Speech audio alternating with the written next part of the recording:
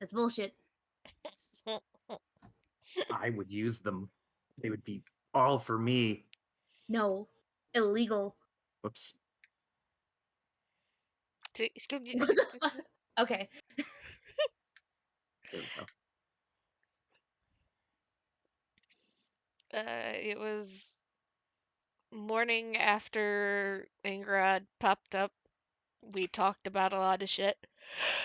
And Debate has. Electra is sus on Paige. Paige doesn't like that. Mm.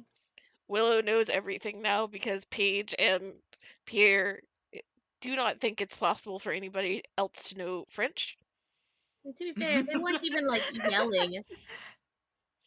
They weren't yelling, but it's No. certain like the camp was not super big.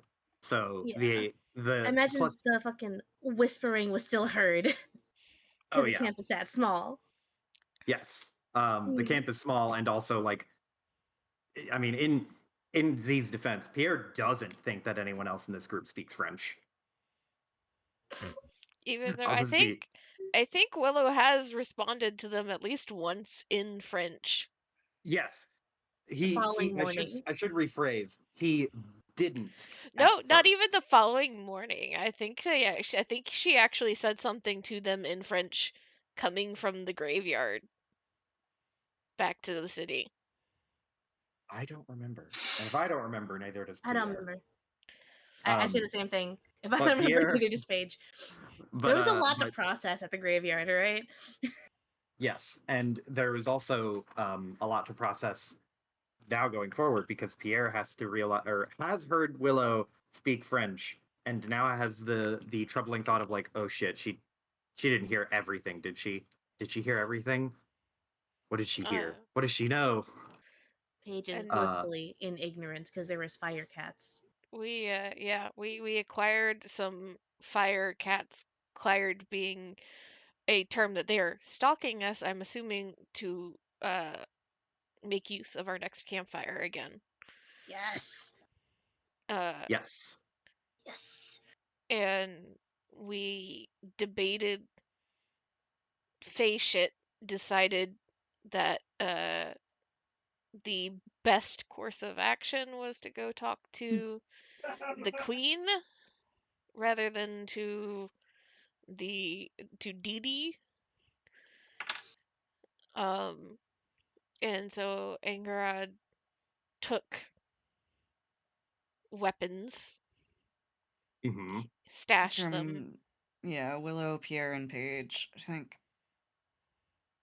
and Paige has disappeared. Ah, yes, of course. and is has agreed to act as mediator of sorts so that we can go talk to the queen. And you guys were gathering flowers to bring to her Mm. as Hmm. gifts. Um, Joe, can Angharad track down like a ewe or a fawn or something? Uh, Holy so shit, indeed, a fawn. when you say a yew, do you mean a yew tree? No, I mean a ewe, small sheep. Oh, yeah. I mean, if um, I think without too much trouble, you could figure out where one is. It would kind of detour you a little bit to go in that direction, but you could, I think, reasonably do that. Yeah, I'll have Aang step away to do that, and then she'll uh, just haul that back with her And alive. you calling Joe a sheep? Sheeple. You're gonna you're gonna You bring that small sheep sheep. back, with you. Uh, Alive? interesting. Yes. Yeah. I hope I just want to say disclaimer for you, Kira. If Hmm. you bring a cute animal and you plan on killing that cute animal, Paige is going to have words. I did not say that Angharad planned on killing it. I know, just but if you bring it back, new friend. Dinner? It No. might be. We'll see what happens with it. But that's going to be Angharad's offering. Amazing. Yeah, so you can derail and find a U early in the morning. And I assume you all are up at your various times in the following day. Engharad leaving uh, still in the morning, but like after the threat of night has passed, so that you don't have to worry about watch for the last little bit. So you can go make a quick little detour, find a suitable lamb or sheep, and it's so quiet. Where's my delightful ambient noise? Where's your vibe? Yeah, I want. There we go. Nice morning time noises. Um. Anyway, yes.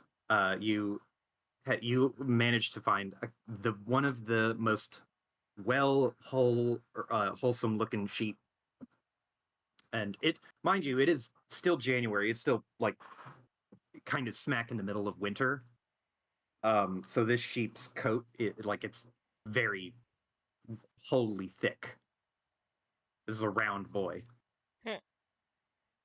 Yeah, and Garrett's gonna haul it back like around her shoulders. I'm presuming this is a young sheep because I Mm-hmm. specified a young sheep, and she Mm-hmm. can do this. Yeah, it's a young sheep. It's just got like a slightly thicker coat than it would normally otherwise have. It looks like a little bit more pluff. I saw some sheep on the bus on the way up state, and I was like, "Oh my On the god, sheep! You're like a celebrity. I love your work." I don't see What? farm animals on the day to day. Okay, like it's a special occasion. I have to remind myself of that you're fucking city bitch. I am a city slicker through and through. I love your work. But as Angharad returns from this, and I'm assuming will begin to lead everybody, she's changed Mhm. out of her armor. Would you like She, to describe what she has changed into? I would love to describe what she has changed into, Joe.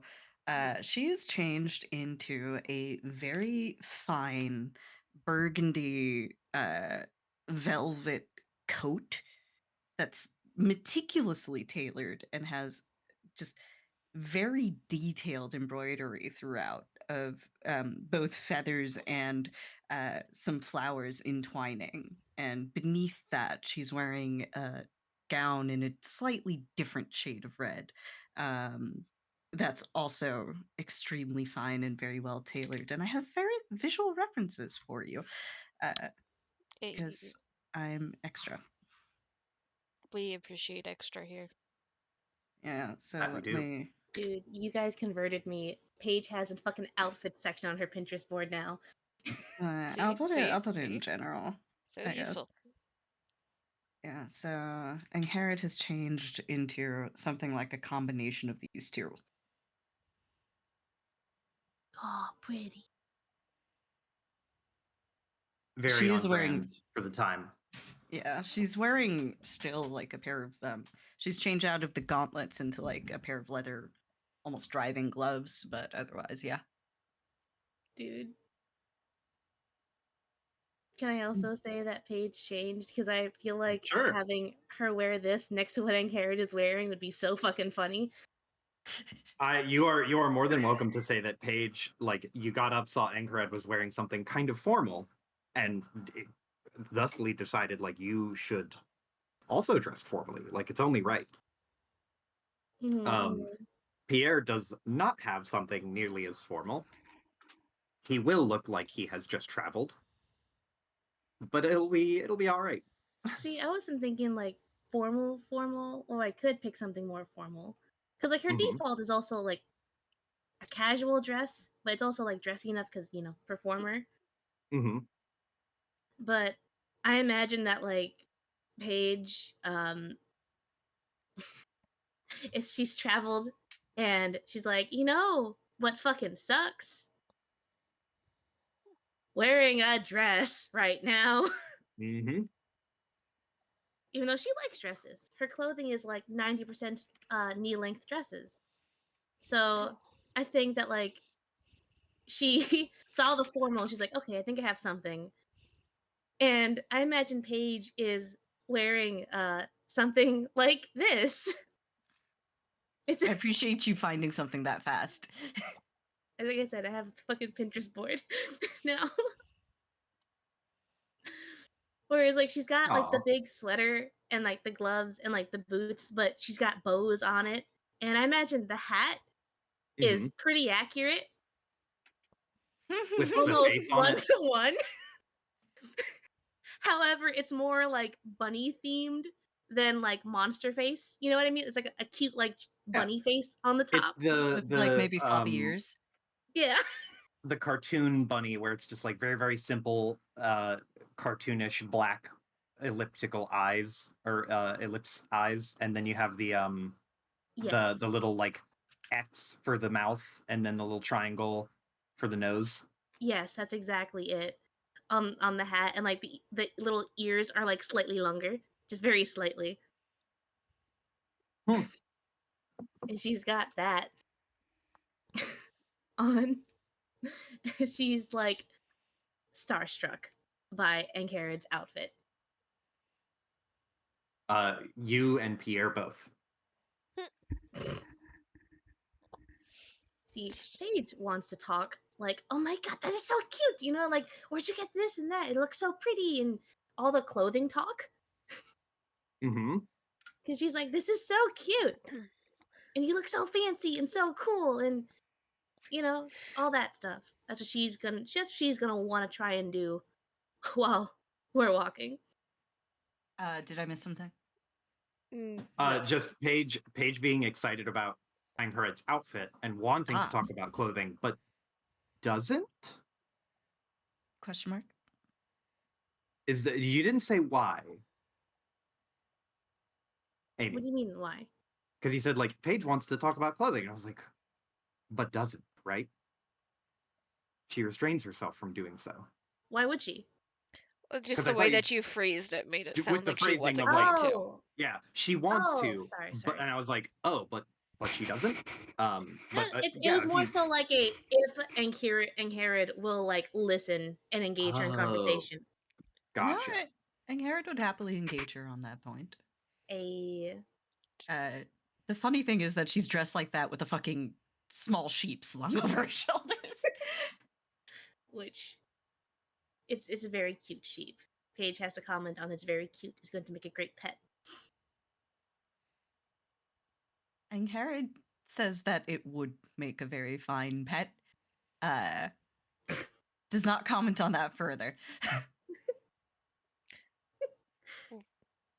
Willow is not going to change, but I do imagine she kind of gets the clued in of like, okay, we're gonna be a little bit more fancy with this. She will take the opportunity to kind of like, when everybody's finishing packing up and heading off, we'll take the moment to kind of like use just a little bit of magic and clean up her coat a little bit and button it and fasten it the correct way and like, adjust herself from the like comfortable clothing style to the way it's all meant to be worn and it's a little bit more formal.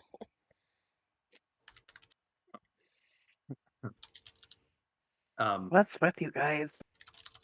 Pierre's standing next to Maddie, looking at Anghared, then looks over and sees Willow, like just kind of spruce up just a little bit with what she's already wearing, still aptly acceptable in the kind of quote unquote higher society vibe, like the formal sense.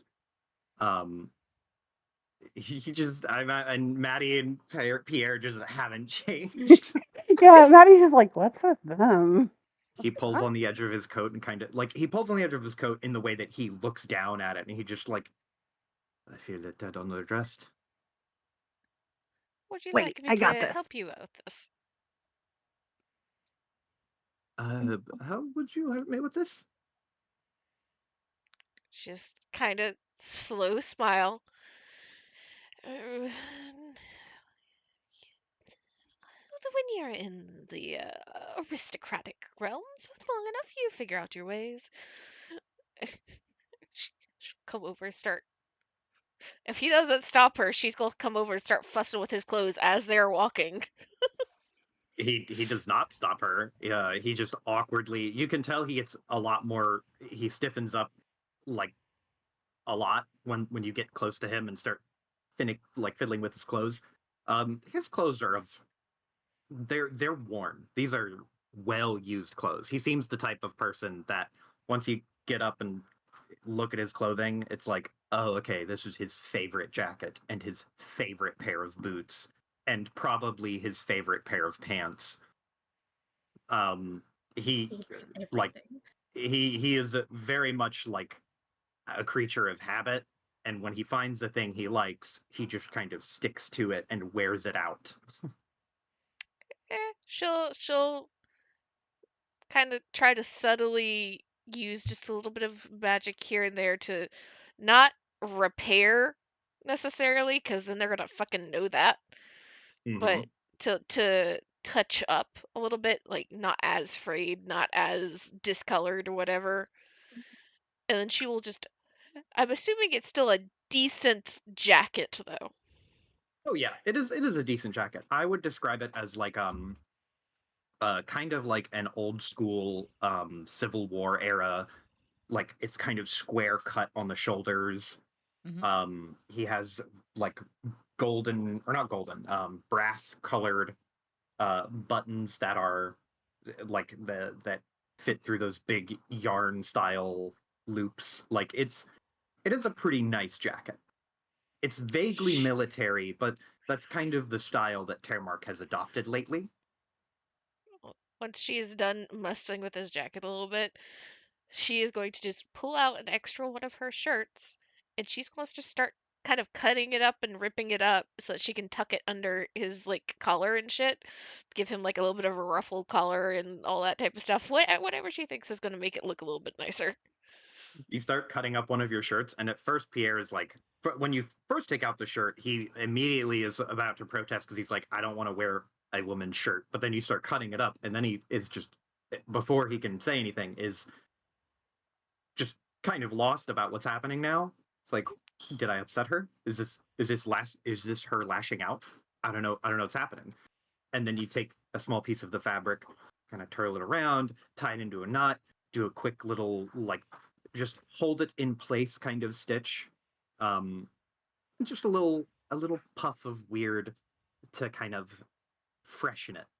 To give it that like freshly put through a clean and press routine air to it, and then stick it under his collar, and he gets very red in the face, looks away from you as you adjust it to his collar, and it like Paige, if you're at all watching this, you can see your brother has changed very much, and the only thing that doesn't look quite up to code for his attire now is his messy hair, which is that's just his hair. Just that's just his hair. He likes his um kind of just mop of hair, but it with what Willow was able to do in a few minutes with a little bit of a little bit of seemingly magic touch-ups here and there, and I describe it as magic to you as a stage person, uh, not as though she was using weird magic. Oh yeah, I know. Okay, but yeah, she seemingly with a little bit of touch-ups here and there, and a little bit of spit and shine and magic there, she has made Pierre look very proper.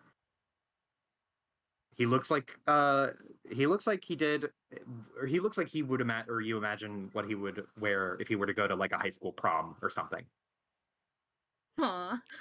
She finishes with Pierre, looks down at what remains of her shirt, looks towards Maddie, starts moving with a purpose. Uh, y- you know, I'm good. You don't. Yeah, come here, That's not needed. come here. Look, As I. as Sorry. Willow is fixing Madigan's outfit, Herod will walk behind her and just start braiding her hair. Yeah, I that's actually that's what Willow was going to do primarily is tame Oh, the I'm mane. sorry. The There's veil more than needs enough of POP. it. It needs a double team. Yep. I imagine it's still in the braid that inherited the night or either 1 or 2 nights before. It's just Mhm. messier, from sleeping and traveling. Like, I just need this. Shush. Mm, fine. Tame the mane and get the dirt off. Maybe get some flowers into the braids as well. Maddie was gonna put one single flower behind her ear, and that was gonna be her touch up. Aw. And Carrot's on the same level. Same brain.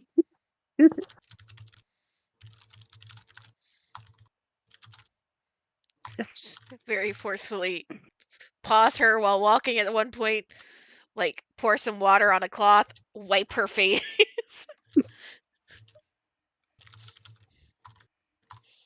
I could do that myself, right? But you didn't, so I'm just going to assume that you wouldn't. Yeah. Paige is on the sidelines. She's cheering them on. And by that, I mean she's watching and she gives a couple of helpful comments of sorry, I gotta fucking remember the fucking page voice real quick.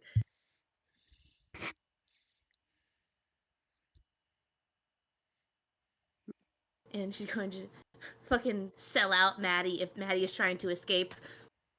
It's like, she's going to get away if you don't hold on to her. You're not running anywhere. Come on. Madigan would never run away from our ministrations, would she? Well, I don't really have a reason to. Good, because otherwise it would prove that you're afraid of this type of stuff, and that would be rather a shameful thing to have to go back and tell the rest of the camp. I'm not afraid. I take really good care of my hair, okay? Oh, Just not just the hair. You know what? I can just next time Lorelai is in town and you're around, get you a proper makeover. So while this is going on, where is Willow relative to Angharad? Probably relatively shoulder to shoulder if they're both messing with Maddie at the same time All right, while all walking. right. Uh, where is the rest of the party? Because these two are behind Madigan. I'm asking for a very specific reason. Paige has meandered over to Pierre, and she Okay. is doing her sisterly duty of poking at his outfit. Are they ahead or behind? Ah, I don't know. Where would Pierre be? Pierre He would went to join him. So Pierre likes to walk in the kind of the bulk of the crowd. He likes being among people. It makes him feel a little bit more at home. So he would Mm-hmm. want to, and you guys don't have to like arrange yourself in an array because there's plenty of room to actually maneuver. But if you want to arrange yourself like as though you are walking in this direction, you can use this board here to kind of arrange where you are. I Okay. assume, yeah. All right. So Madigan is facing away. So Willow, I don't know if this is something that requires a perception check, even. What do you think, Joe? Um, I would, if you wanted to, I can arbitrate some difficulty, but I don't I think it's would very think, hard. It's yeah, I probably would think, obvious. especially because I think Willow is fairly perceptive. Yeah. All right. So, and Karen takes her gloves off in order to better braid Maddie's hair. Um, and you notice, Willow, that on the back of her hands, you see the divots, and I can tell you more about them if you would like. Yeah, I need more of a description than just divot, I think. Yeah, there's 2 holes in her hands, one in each. Just straight up a hole in the center, in the palm. Like going in the palm, going through, or Going through. It's like there's just a hole in the center of the palm. It is As as in, though if you were she's to gotten cover your friend eyes, you could see through her palm. as in she's gotten pretty friendly with a cross kind of hole, or like I'm assuming That so. is not an inappropriate way of describing it. okay. I love that phrasing. She's gotten kind of friendly with a cross. That is probably the most PG way I've ever heard that that incredibly potent verb. I don't think She's feisty. she's No, gotten that's good. That's I great. mean, friendly is one word for it. But yes, it does quite appear that way. Yeah. I'm Amy's gonna cry dead. over here real quick. Willow just kind of like you see her kind of arch a brow, looking at her Ingrid's hands. Like had a quick glance up to her, and then back to her hands, and then back to what she was doing. And she's gonna mind her own damn business.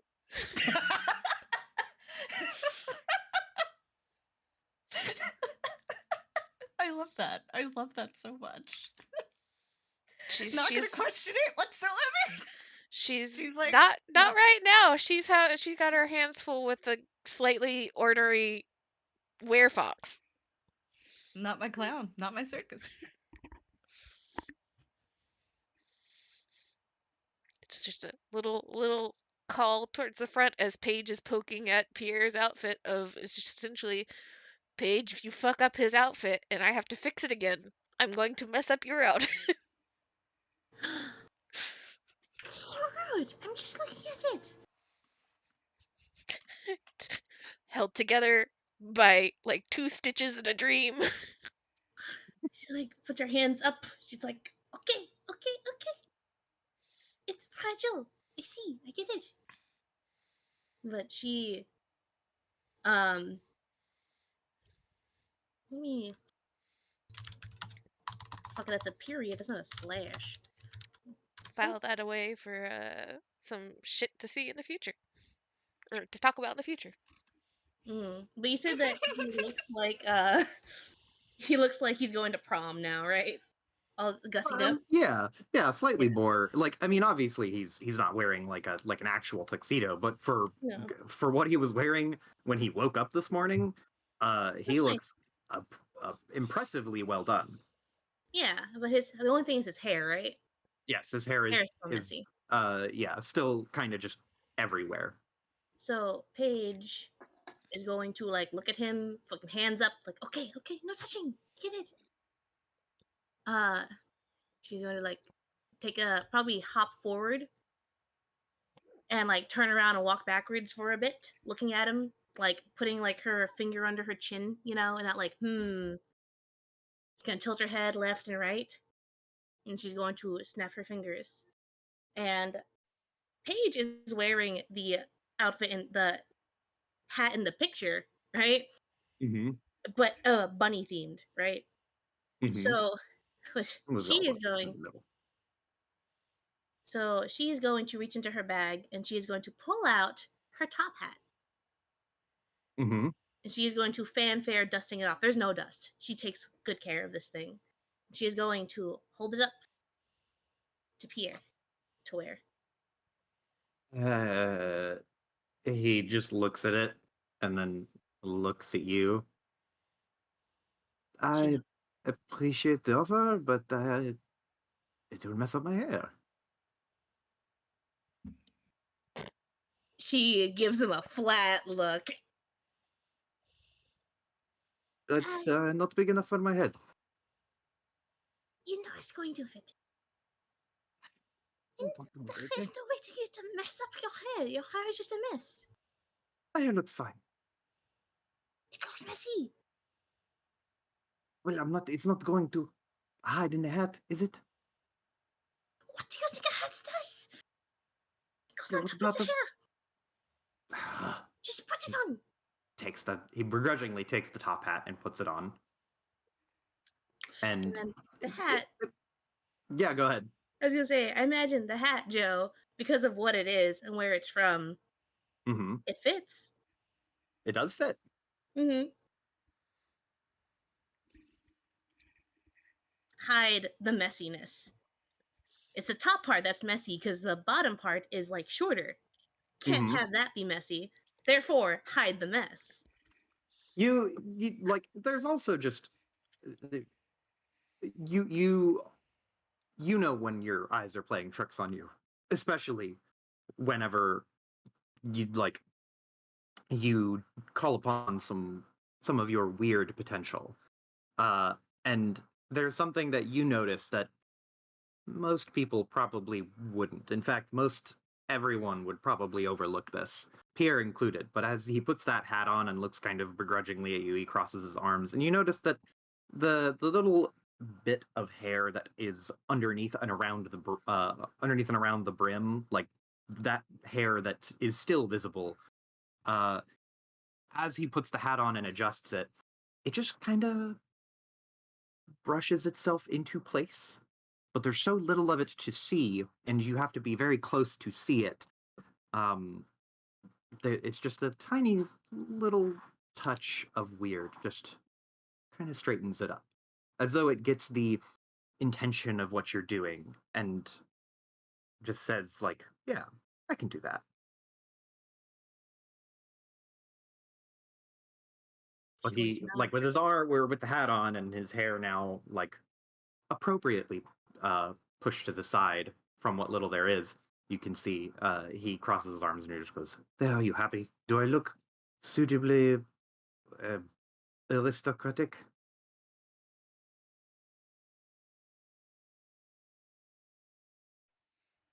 Yes. Yes. Yes, you do. He there's he doesn't. You can tell that he was saying that in a way that it was like, "Great, do I look like an aristocrat?" And then you say yes, and he's just like, "Fine," and he shrugs, and you can see he is like now thoroughly satisfied or like hoping that you are thoroughly satisfied. He kind of turns his attention back towards the trail, but not fully because he looks down at the or tries to look down at the ruffle that Willow has made for him, and he's just kind of like poking at it and prodding it because he's never had a neck ruffle. It's very strange. Willow, he gets like one or I two pokes and prods before Willow also calls up to him. If you fuck up the outfit I have made for you. can slap hand. Stop it. Fine, I will not touch the poof. I'm not touching the poofs. The I will poofs not are touch going the to poof. go poof if you touch the poofs. And in the back, as as the siblings argue, how does Maddie's transformation go?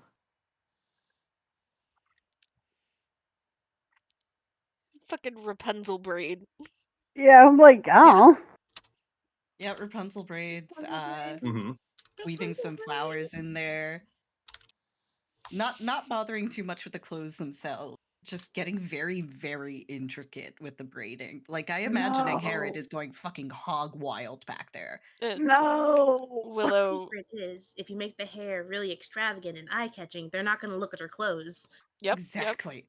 And Willow will take some opportunity as Ankarad starts getting more and more complicated with the braiding to like go and attempt to touch up Maddie's clothes a little bit because it's her fucking hunting leathers, right?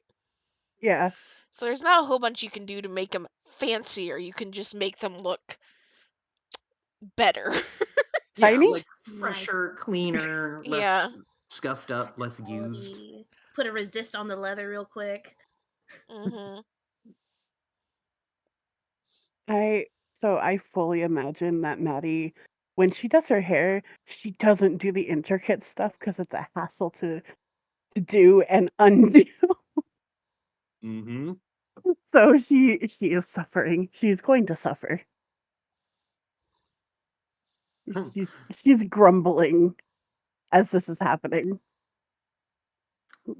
Well, despite your grumbles, because you have submitted to this for the most part, and it seems between Angharad and Willow, you have you have twice as much gussing up energy being like blasted at you compared to Pierre. Um, and the transformation is quite startling, mostly because Maddie has a lot of hair. She has I would describe it as a mane almost. You can see her face. Mm-hmm. Yes, you can see her face. You can see, like, I imagine with the way that the braiding was done, it complements the animalistic or the animal-like ears on the top of her head, and it like pulls down. It makes a nice part. It weaves in this really, really intricate and very, very like wide and thick braid that has a lot of room for flowers and little like well placed twigs with leaves, like a little druidic garnish almost. Um, and all of these, you look very appropriately foresty for being a hunter. Wonderful. Hmm. Just gotta get into a fight, then it's all get undone. Easy, easy, very easy. What's the point in doing all this? Just gonna I do it's think gonna that get if you messy manage to anyways. get in a fight and mess it all up, Ingrid will be more than happy to fix it. Oh, yes. Time and time again, I would use to fix it.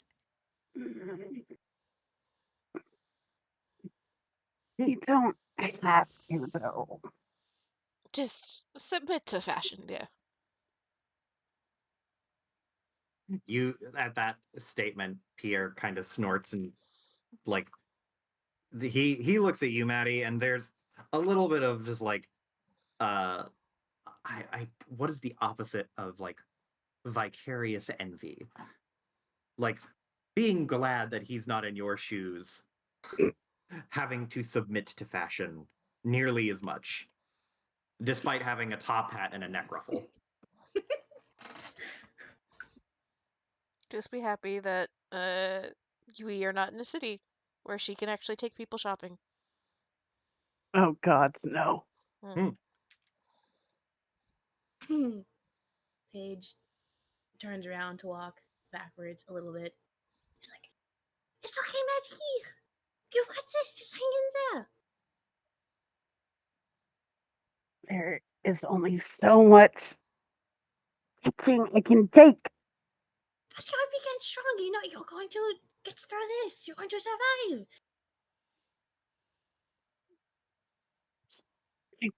I wouldn't have to survive this. But you are. You're doing great. I believe in you. I don't understand why people do this. Among the virtues, patience is highly prized, Madigan. I'm certain the Queen will prize thee as much as I do.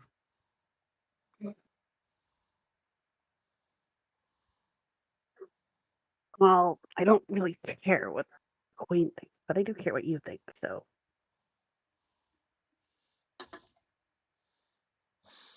And Herod smiles. I think thou art lovelier than ever today. Yeah, you can put all that work into it.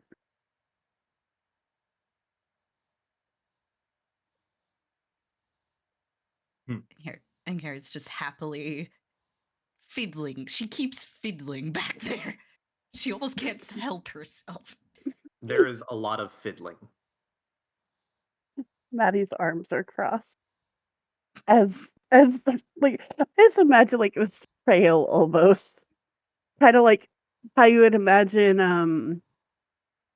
uh like a bride's gown kind of thing.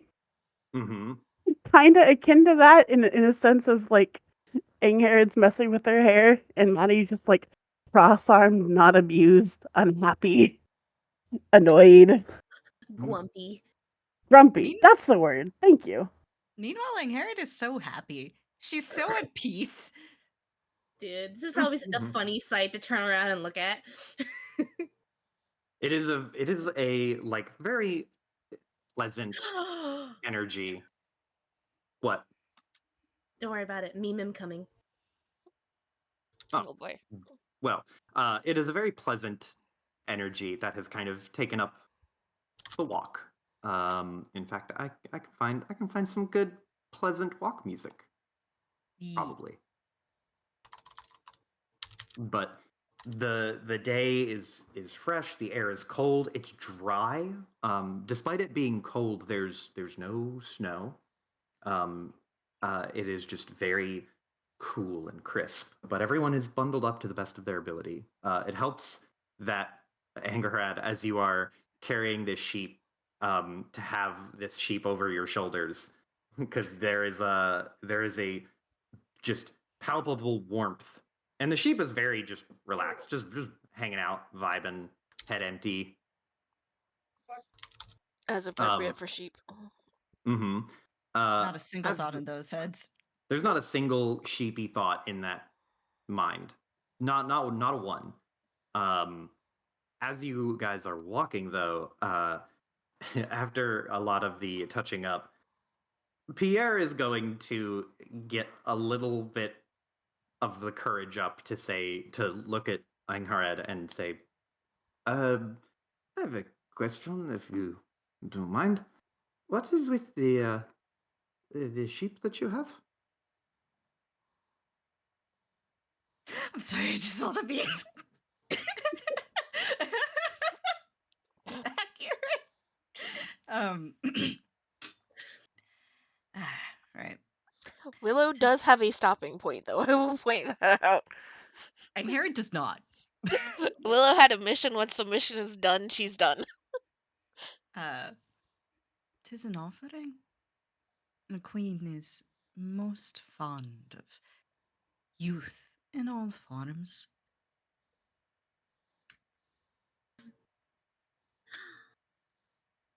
He just blinks. Good pet.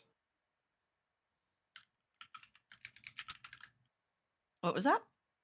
Paige is just like, is going to make a good pet. And Herod just kind of looks at Paige, nods. If that be how she wishes to handle the matter, 'tis not for I to decide.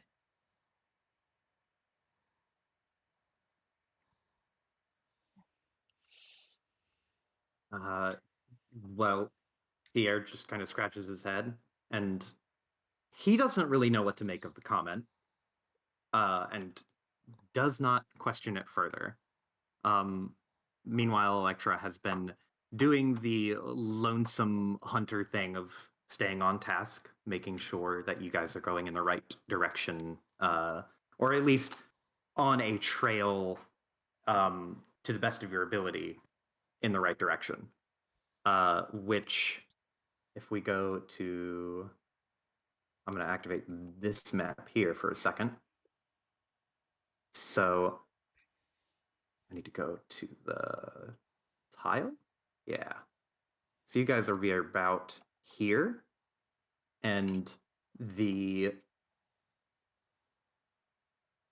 oh my god, I literally can't not think of the word sheep right now for some reason. You guys are going to the Queen of Broken Branches, the Queen of court Sheep. of the Queen of Broken Branches. I was literally like, you're going to the sheep. Nope, that's not where you're going. That doesn't We even are make now. sense. But where Deepfield is here, the Queen is slightly more south. She is in this direction. And over the course of that part of the trip, it'll take probably the better part of the day. You'll get there around sunset. And I think, if I'm correct, that would put you guys into the next month. So you're actually in February. Which is more for my sake that I am tracking the time. There's no mechanical any benefits for it being February as of right now. You mean people who are born in February don't get a buff? Not yet. Maybe. No. But what? So you have a very calm. Honestly, it's quite markedly uneventful. If you want to try and forage for anything unique or take a little bit of extra time, you'll get there closer, even further into the sunset, closer to night, if you want to derail and like try to forage for any unique plants, or if you want to try and hunt instead of end up using rations. I mean, Uh, I'm never gonna say no to like if Willow will not wander off of the path to go do anything, mhm, but if, on the off chance that there is something intriguing on the path or just immediately off of it that you can see from the path, as far as like plants or interesting items or whatever. mhm. Well, let's see. Since you guys are getting deeper into the woods, um, and you are heading towards a very potent area of uh, concentrated woodland fey type magic. Um, let's see. If you want to roll me 1, 2, 3, 4. If you want to roll me a d6.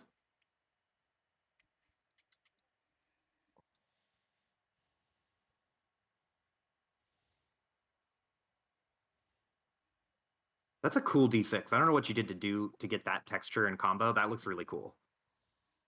But with a 6,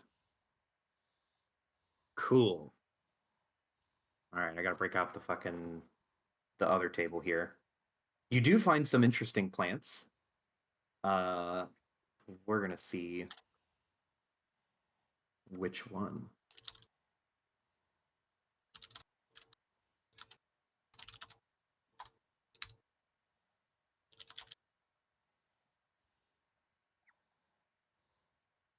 Mhm. Just a side note. Maddie is always looking for something interesting. So Mm. Okay. If Maddie is also looking for something, then go ahead and roll me a d6 as well, Maddie. Um, I was gonna say, page 2. yeah, Yeah, I feel go like for it. yeah, page. You said just roll a. Yep, 1d6. 1d6. This is a smaller version of the random table that will give you some more harmless things. Perfect. Logan. Hello. Logan. Uh, so Willow, you find as you are walking the trails, mind you, they are shifting now, and there is a here, let me go.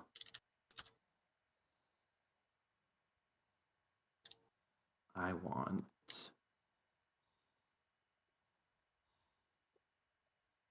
this one.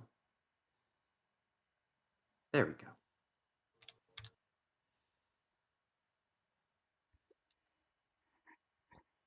Isn't Carrot also going to join the look? Looking around? Mm. Yes, if you want to look around and kind of see if there's anything interesting on the trail as you're meandering, you can, and you can roll a d6, and I'll have something potentially very interesting happen to you, and it will be mostly harmless. There's Um, ripples in the I think water. Engin's fine. She's focusing on leading the Hmm. way. Hmm.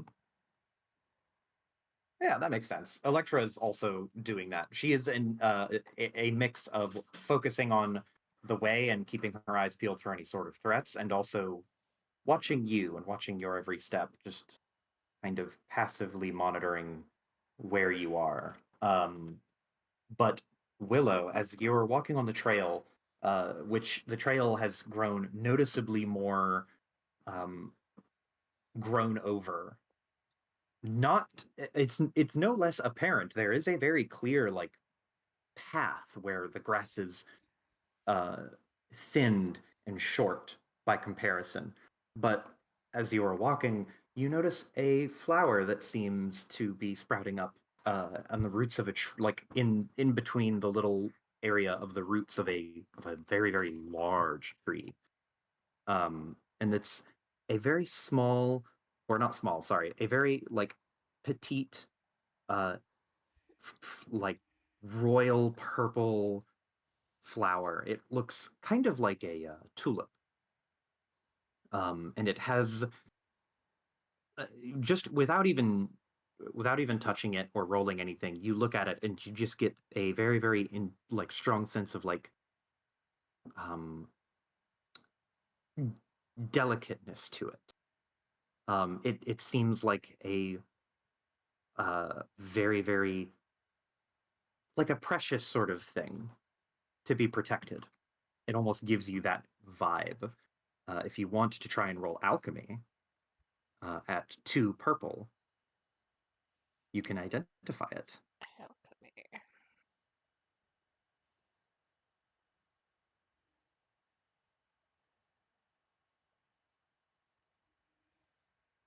Ching. Okay, so you kind of put a finger to your like to put a finger to your chin in thought, and it takes you a second, but the delicateness of this flower and the royal purple with which it like seems to radiate, um, it gives it you've never seen it before. Typically, it grows in the more dense part of the wood, but you believe that this is Dame's seal. Dame's seal, spelt like Hmm. Dameseal. Dame's seal is a precious, like, uh, purplish flower with a touch of crimson on the inside, almost like it secretly sprouts a reddish, bloodish, or a blood reddish tone on the inside of the flower petals. Um, it is a totally harmless flower, but they are very, very delicate. Um, they're hard to grow. They are notoriously difficult to grow. Uh, and for that reason, they tend to be very expensive. Outside of that, more alchemical uses that come from it would be you can take that, if you were to take it and grind it into a powder, um, or if you were to take it and like grind it into a small like liquid form. So if you were to pulp it and not dehydrate it, you can use the powder or the pureed liquid form to preserve certain chemicals or other reagents or even food. It also is incredibly like pungent. It smells like a full aroma of just many different types of flowers. It smells like an entire bouquet. Um, but other than that, it is just a relatively pricey, relatively rare flower. Mm, well, she's gonna take it and do some shit with it all the same. Fair enough. Uh, mhm.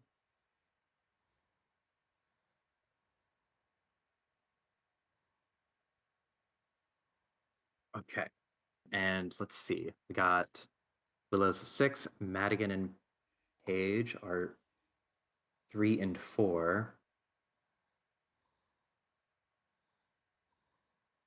Okay, so Maddie and Paige, as you are walking, the trail, like, you are approaching a part of the woods that Maddie, you are familiar with, where the ground grows hilly, and there's not like tall hills, but they're very dramatic, and it gets kind of I don't know how else to describe it, but wavy is the sort of the way that the ground ebbs and flows and rises and falls.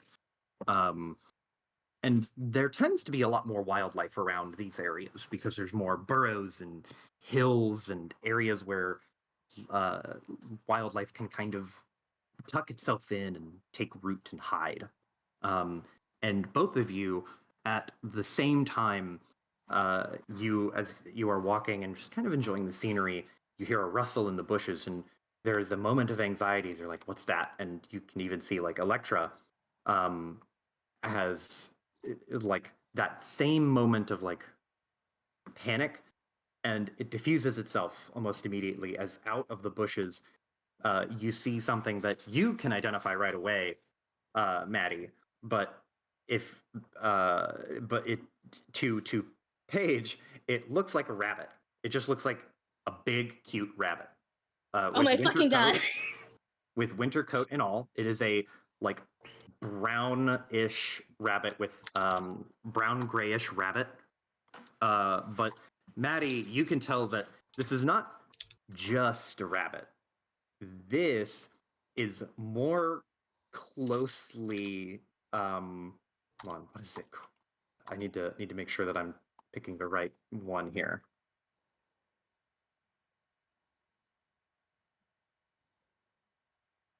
The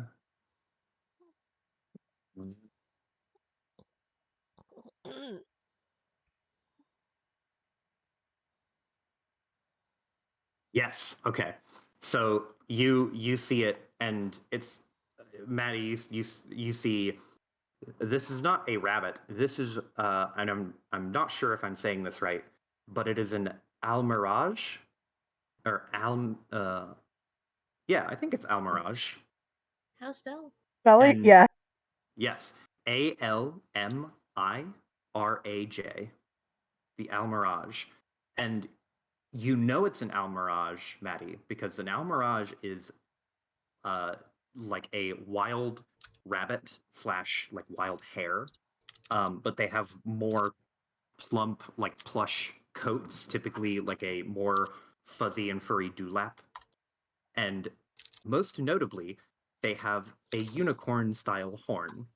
But this one is young and its horn is very small. But you know that like it's an almirage by the fact that there's like a little point that you can see poking out from beneath its really thick fur coat. Aww, that's It's cute. I'll show you if you haven't seen a picture of them. An almirage looks like this. Paige is going to grab onto Maddie, like, instantly. At first, it was out of fear of, like, oh my god. But then she saw it, and it just, the fear grip turned into an even tighter grip of excitement as she is practically vibrating in place. And her voice goes down to like a whisper. And she's like, "Oh my gosh, Betty! Look, did you see? Oh my gosh, what is that? He's so cute. This is a baby Almirage, correct? Yes, it is very more like an adolescent. What do I know about Almirage? They're cute. Almirage, they are omnivores. They can eat meat and plants.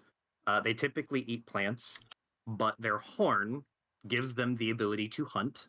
They are very quick and very skittish, just like normal rabbits. But if you threaten them, or rather, if they feel threatened by you, and they feel as though they can't get away, they will try to stab you with their horn. Hmm. They are not above trying to go like more often than not these because they are rabbits they can jump very very high and you know that people who underestimate almirages typically walk away with one less eyeball. Oh. Oh. Oh. They are cute to admire from afar. They are not for petting.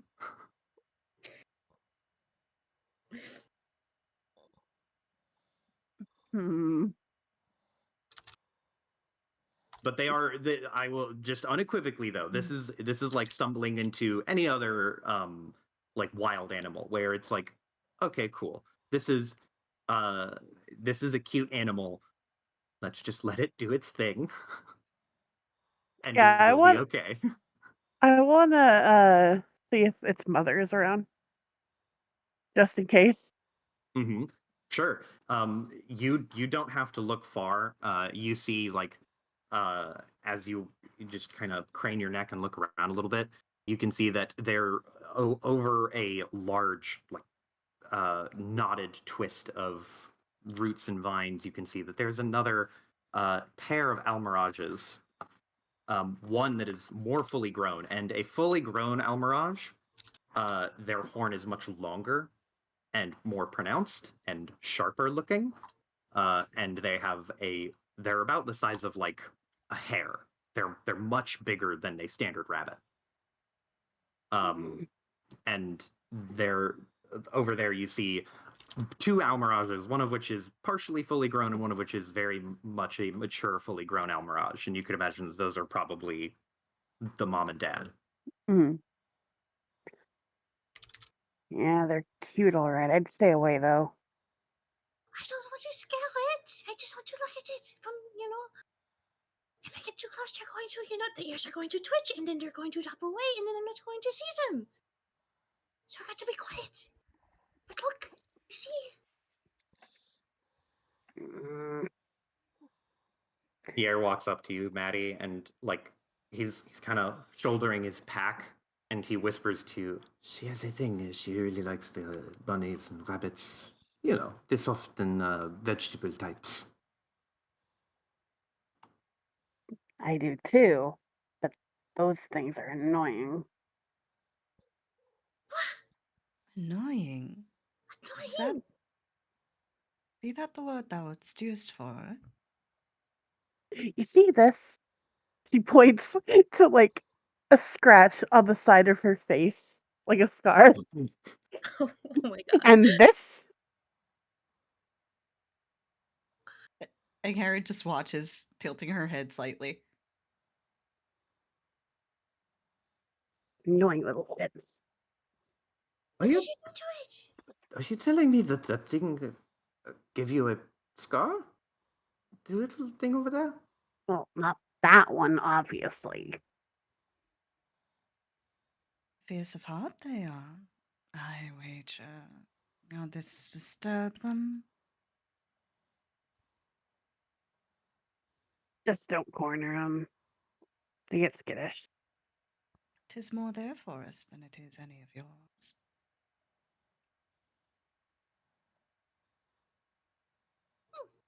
Why would you be mean to one? It was not Because meant I to was, one. because I was hungry?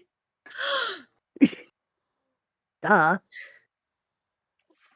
You say the moment you say that, Pierre like he feels something sink inside of him, and he's gonna be like, "Oh no, she's gonna lose it."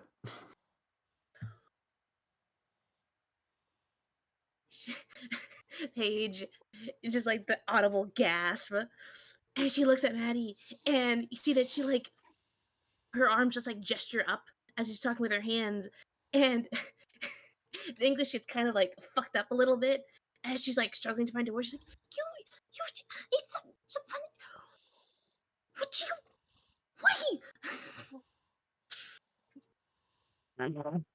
Yeah, am I translating? She kind of points, like, looks at Pierre. Oh, that she's Oh. gonna fucking. She's like, huh. You Pierre's see like the look in waving his Paige's hands eye. like no no no no no. Oh no. She's like, okay, translate then. She got swapped a friend.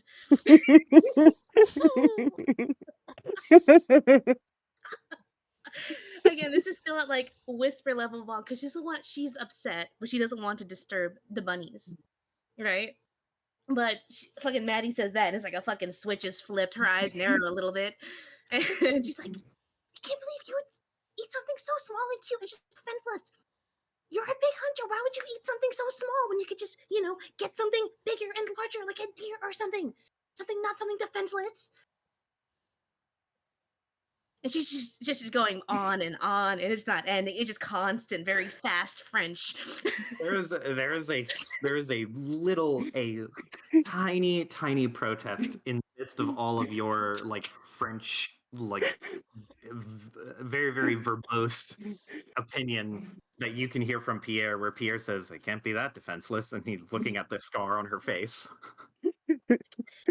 Fucking, she says that. She says in French, "Well, she cornered it. She scared it. She probably deserved it. She's very scary when she wants to be." Anyway, turns back to Maddie. "I'm not done with you." Am I just getting? Is Maddie getting like French spoken at her, essentially? Yeah, Yes. Paige is lecturing her in French, interjecting with Pierre, just like when he's like, "Is that enough?" She's like, "I'm not done." He just holds up his hand, holds up his hand to try and just do the stop motion to you, and he starts digging in his pack, and he pulls out. He you can see him pull out a piece of like what is ostensibly a bundle of granola from one of his ration packs, and he will give a very small piece of it to you, Paige, and then he'll gesture to the rabbit, or he'll gesture to the Almiraj and be like, "If you want to give it a treat, you may give it a treat. But other than that, we should leave." I imagine this happened when she was in the middle of taking a deep breath to like and continue to another lecture. And she's gonna Just stop. like give it a goodie. That'll make you happy. She takes a little piece of granola. She looks back at Maddie. She's like, points to Maddie. "You can't see them. You can't see these ones. They're nice." Pierre just rubs his forehead and then looks at Maddie, and under his breath he whispers, "Listen, I do not blame you. It is easy to catch a small game. Just don't tell her that." What are you swearing about? She grins at what Pierre says. But like while Paige was ranting, Maddie's eyes were glazing over a little bit. like at first she expected an actual translation from Pierre, but seeing as that didn't happen, she's like, I don't know what's going on here. She's really upset though. Oh well. Yeah. She's really upset. Pierre just nodding. Yeah, exactly. It's like, oh, okay, I'll follow along. Just not as Tunes back in just in time when Paige switches back to English. Like, okay, so deal, yes. uh-huh. Okay, okay, no mission. She like hunches down her shoulders and she like turns to like try to form a pseudo huddle, a like semicircle with Ingrid and Willow. "Okay, so you think it'll be dangerous if I scare them? So how do I get no mission? I'm going to try to feed the little one. Do they like banana? I think they do. Who doesn't like it? It's crunchy. Anyway, no mission. How do I sneak and quiet and calm? And should I just go?" Yes, go give Tre- him the treat. Treasure thee thy eye, Paige. Be careful if I were you. Treasures. She's Thine implying that if you eye. screw this up, you're going to end up with a one fewer eye. Oh, okay. So be careful. Okay, okay. I would advise thee to place it down and to call them over. They have need of food. They will come. Okay, okay, okay. She's like kind of hyping herself up a little bit, kind of bouncing on the balls of her feet, trying to get out the excess energy and the excitement. Okay, do that. What she said. Uh, Okay. eyes. Willow. Yes. Can I your uh? She like gestures to like her head, and then to you. She's like your face mask, eye mask. The one with the glass. Cause I My frozen. eyeglasses. Yeah, but the ones that like go around and protects them. Goggles? Yes. Can I borrow those? Slowly offer over the goggles. Okay, okay. So put eye protection acquired. Check one. Granola acquired. Check two. Okay. Willow was about to Um. argue with you. You're about to take my glasses. I can't see, bitch. I don't care how much you want to go see the rabbits. You you have your protection and your treat, and you sneak over to the Almirage as it's sitting there. It seems to be chewing on something or doing that thing that rabbits do, where they like sniff and then wipe their nose, and then sniff and then wipe their nose a bunch. It's Mhm, very mhm. cute. And as you get closer, Paige, you can see very clearly there is a tiny little horn that's poking out of this little guy's head. It is almost covered by the fur and hair on the rabbit. But Internally, she is high pitched squealing, but she stays calm, and she is oh she's going no. to follow Encarrot's advice of Okay, like you don't approach it, but like get a little closer and like put food. okay? Yeah, you can tiptoe up and place the food in a clear enough little spot and then back away. As you the moment you start approaching it, and you get within probably like 15 feet, its head whips to the side, and you can see like it has to turn its head to the side to see you because it has prey eyes, right? So Mhm. it's looking directly at you with its face pointed away from you. Maddie, are you doing something chaotic on a 10? A little bit, not super chaotic. Uh, she is followed behind Paige in attempt in an attempt to be there in case something happens. Don't worry, she's got goggles, man. But it's She's not fine. like she is a bit taller than Paige and bulkier. Oh Are you hoping to scare it?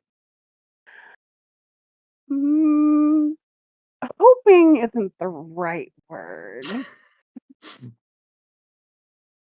Mm-hmm. It's Maddie's intentions are to be there for Paige and to pull her away if something happens. Okay. Okay. You are tiptoeing behind Maddie. Um, if you want to know or not, I'll leave that up to you, Maddie. Or if you want to try and stealth so that Paige doesn't notice you, uh, we can roll for it if you like. But in lieu of that, approaching the little Almirage, setting the tree down in a nice little clear spot of grass so that it can see it and it knows. Um, you start to back away, and the other Almirages that you saw, Maddie, have like they've clearly been distracted by something or saw something else, and they darted into a bush and headed away from where you are. And that one that's your nearest is just frozen. You slowly back away. It doesn't move. It doesn't make a move for the treat. It doesn't make any sort of like threatening gesture, but there's one small little thump of the foot that you can hear, Maddie. It's difficult for anyone. I'd say it's almost impossible for anyone else to even hear. But Maddie, with your animal ears, you can attune to that sort of gesture, and you know enough about rabbits in general that the foot thump is a warning sign. That is the like telling other rabbits nearby, like, I see something and I don't know what it is, or like slight measures of discontent or anxiety. Mm. It just thumps its foot once, and then you back away after you left the treat. Do you stay to see if it gets the treat, or do you like? Is after about a minute or so, it doesn't move. It's just watching you very, very pointedly, like it does not want to let you out of its sight.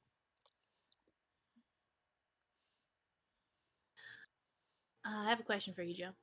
Sure. So after a minute or two of it freezing, right? Of like Mm-hmm. obviously it's scared, right? Yes. Paige,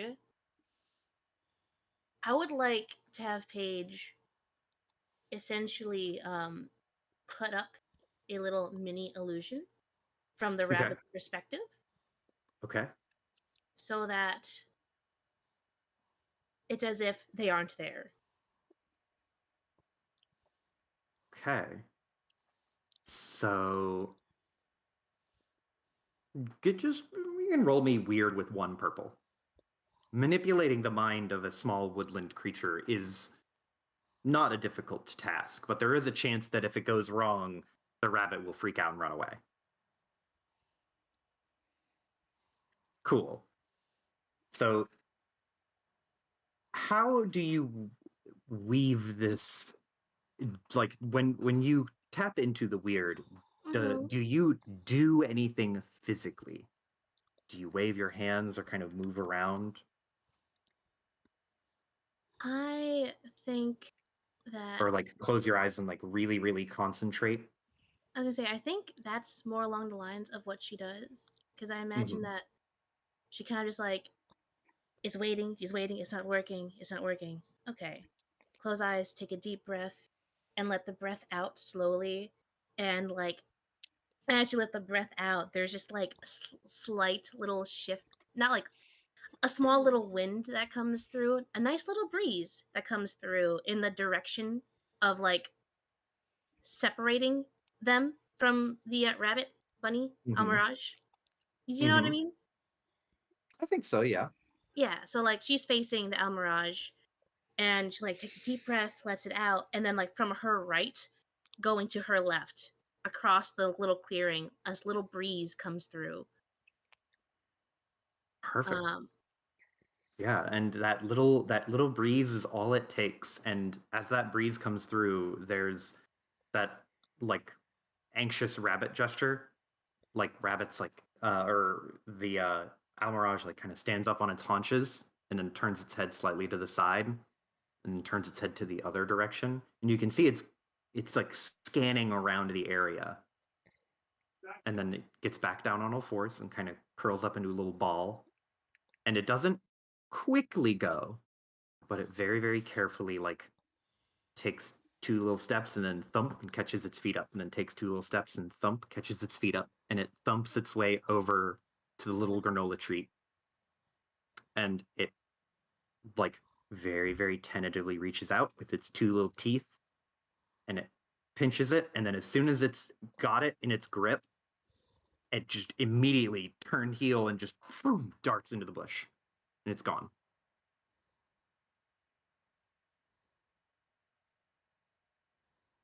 Pierre, in like probably 25 feet away from this, like one hand on his hip, he just kind of adjusts the top hat a little bit and he just goes, "Well, are you satisfied?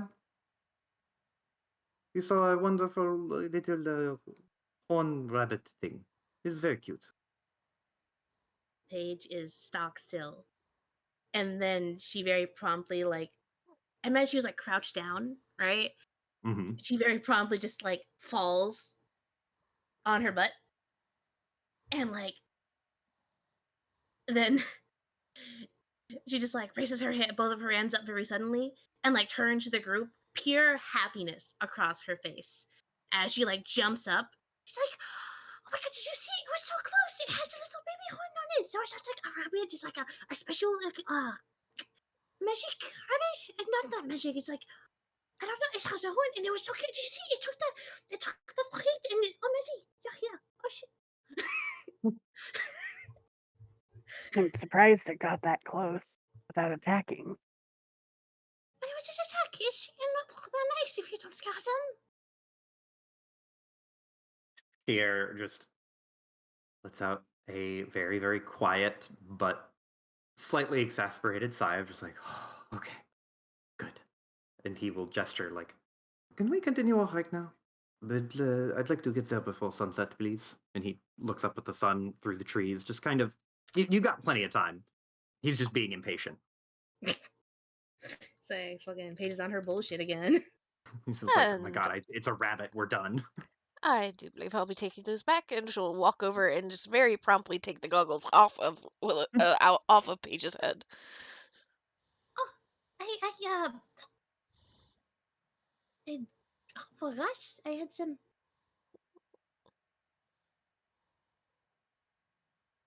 Okay. So mission complete. This is it. Pierre smiles and he'll walk up to you and like he gives you a pat on the shoulder and he's like, I'm glad you got to feed the bunny thing. It was very cute. Yes, it was so cute. We And can't have one as a pet, not allowed.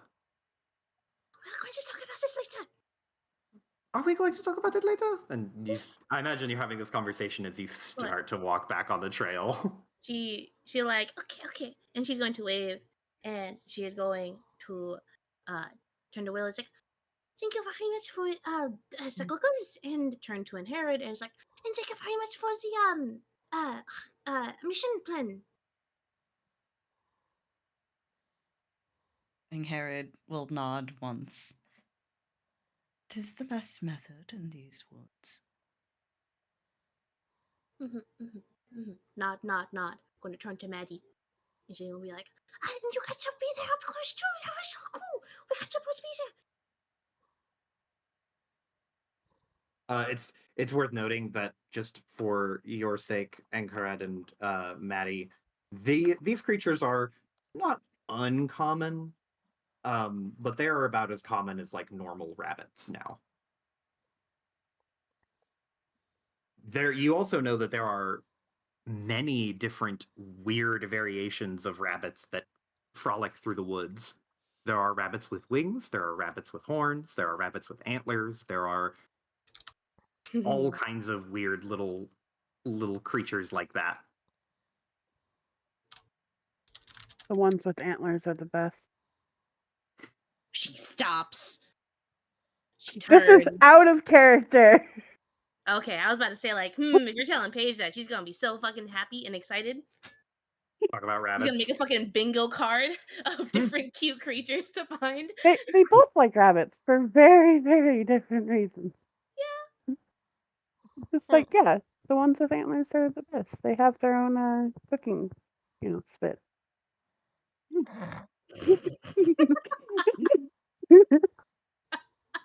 Sorry, that was dark. It's not wrong though, because a It's lot of not hunters wrong. like there are many types of these little magic rabbits, and there are many of them. They're very easy to catch because they are small game. You just got to know how to do it. So it's not unreasonable. No, it's not. It's totally not. But Paige is very, very happy and excited, and she's going to. There's an increased pep in her step as she continues walking. Maddie will kind of get close to Pierre, because she got the gist that Paige likes rabbits now. Obviously, it's like I'm not gonna have to become like a vegetarian on this trip, right? Pierre just shakes his head. He doesn't look at you when he does this, but he just shakes his head. No, he's just like, none. You are fine. Just don't let her see you do the deed. and he pantomimes like a stabbing gesture. Nod, However it is you do it. nod, nod. He like also he turns to you, Maddie, and he's like, "We had a pet rabbit once. What happened to it? He just kind of up and disappeared one day." But that would it. I hope that it at least a little bit explains where she is coming from. Mm, understandable. Kind of a weird obsession, though. Just saying. He he shrugs and he's like, well, pretty weird people. I guess that's why we get along with you and yours, I suppose." She just grins and wraps an arm around Pierre. He's felt pretty like cool and collected, and then you wrap an arm around him, and immediately he's just like, oh, "Okay," which That's he's not right. uncomfortable with it, but he is like surprised at the sudden familiarity. Like, yeah, we were playing it cool. I'm being a cool guy, and then okay. just just Maddie grins and kind of gives a laugh. I guess that's right. Wraps an arm and starts like leading him towards the group, I guess. He like I imagine under your arm is just like he's struggling to keep up, but he's doing his best. Uh, and if there's nothing else, then we can fast forward to the arrival. Let me go here.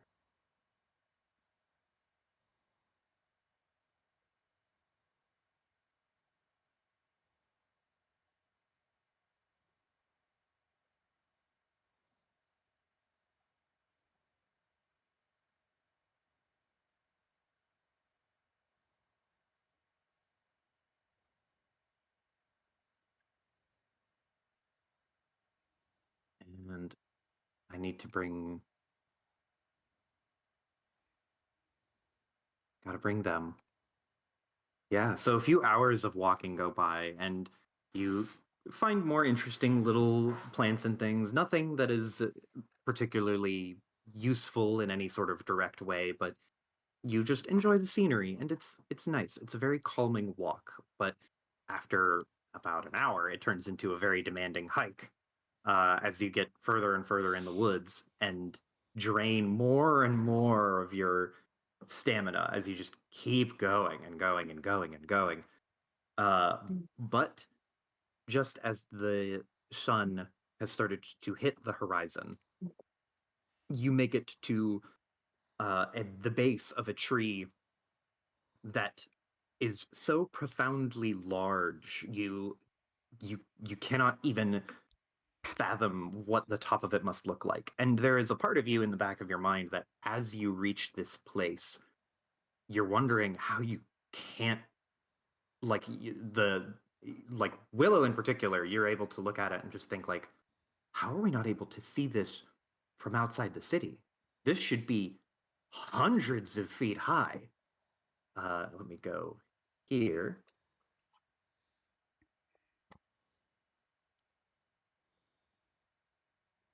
It is a giga tall tree. And let me do this.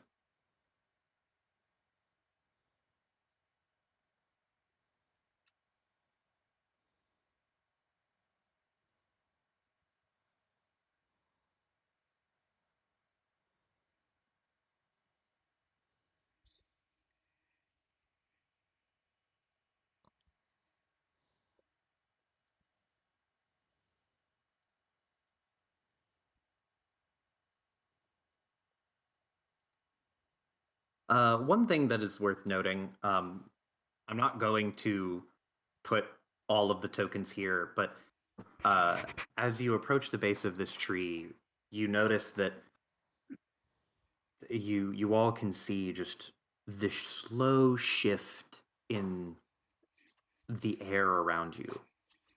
The colors, they are this amber tint with the setting sun over them, but the colors are more vibrant. It's like a deeper brown and on the bark of the tree and more like lush greens than should be possible during the winter time. Um, and just the hum of energy in the air is palpable. And this transition happens over the course of a few minutes as you are walking and growing ever closer. And Engharad, you are familiar with this. This scent rings to you like like when you walk into your neighbor's house and you kind of smell the familiar smell of your neighbor's home, and you know it's not your home, but it's a place that you know. Um, and there is a there is a subtle shift that seems to happen almost all at once where as you are approaching the base of this tree, you start to notice more movement out of the corner of your eyes. Little things flit by that you can't quite see, but you know you saw something. And this happens to all of you. For you, Angerhead, you know that a lot of the creatures of the Fae are almost difficult to see, at least some of them. And the ones that are so deeply entrenched in this part of the woods uh, kind of adapt with this mystical style of camouflage, almost. But there is a steady sense of like presence you feel like when you feel someone looking at the back of your head, you start to feel like more and more sets of eyes start to appear. Some two eyes, some three eyes, some one eye, uh, and they're just all throughout the trees, in the bushes, in the underbrush. Some of them so close to the ground you think they might be like in like a hole that they have dug. Different sizes too. And as you are walking, there is no threatening sense here. It's more just like in the similar to the way the rabbit looked at you, Paige. It is more of this sense of being watched and almost like trying to be understood as something watches you and it just goes, "You're a stranger, huh?" And they want to see what you're gonna do. Um, and you keep going and going, and the intensity of that feeling, like that hum in the air, grows and grows, and you see that as you get closer to this tree, there is almost like a veil that is lifted. That once you pass through, it feels like walking through a blanket of like wind.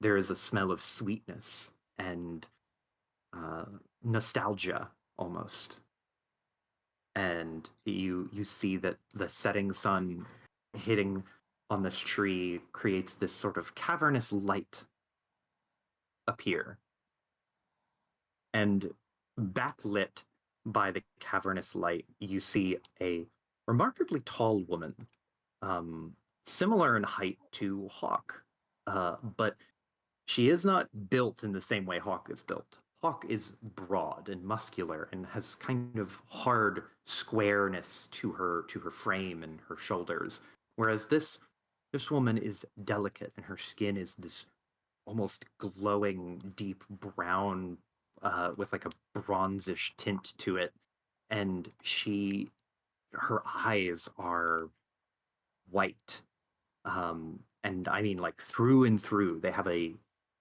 dim glow to them, and even with the light hitting to the back of her, she seems to walk out as though she is walking down from like descending from a flight of stairs with a carpet on it, and almost like this way of like she is coming to greet you. Um, and this is not unnatural, Anghared. Um, the suddenness with which the Fae seems to appear on occasion is it is not an unusual thing insofar as uh, if they're expecting you, they might come sooner. And given that you were not traveling in any way to hide yourself, because why would you? You can probably intuit that the queen may have known you were coming earlier, since before you got here. Not in a precognizant way, but in a someone I know saw you, and then they told someone who told someone who told me. As this kind of network is very, very broad and interconnected. Uh, but I want to find that music that I had before. It's like IRL Twitter. IRL Twitter? Because you're being looked at? No, the news network, I think. Yeah. Oh, fair. Okay. Yeah, that makes sense. I was like, what? Oh. I want.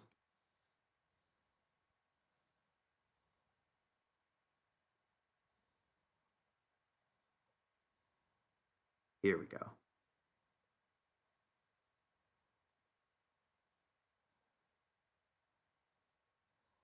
Um, it's. I will make note of this too. As you all approach, and this woman seems to, like, almost apparate out of the light from this cave underneath a tree that is too tall to see the top of as it reaches up and through the canopy and disappears into the sky. Um, well, you can't actually see the top of it, but you can see that as it penetrates the canopy, it becomes too difficult to see where the top of the tree may or may not be, as it's obscured by all of the leaves. Here, the forest cover is very, very thick. And the light is very much, uh, very, very much magical. The sun seems to kind of create a glow around things. Um, and there is literal music that seems to fade in, a soft, like, chorus of alien voices, um, singing in these very, very almost kind of church-like like chorus sounds. But they're not using words. It's more just the timbre and sound of their voice. Um, and as you approach, do any of you do anything right away, or are you just kind of looking and marveling at the things around you?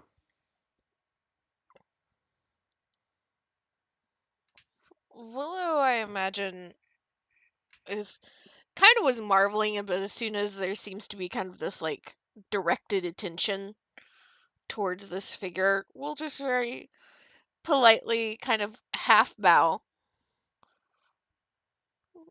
head down, hinge at the waist. Mm-hmm. Hmm.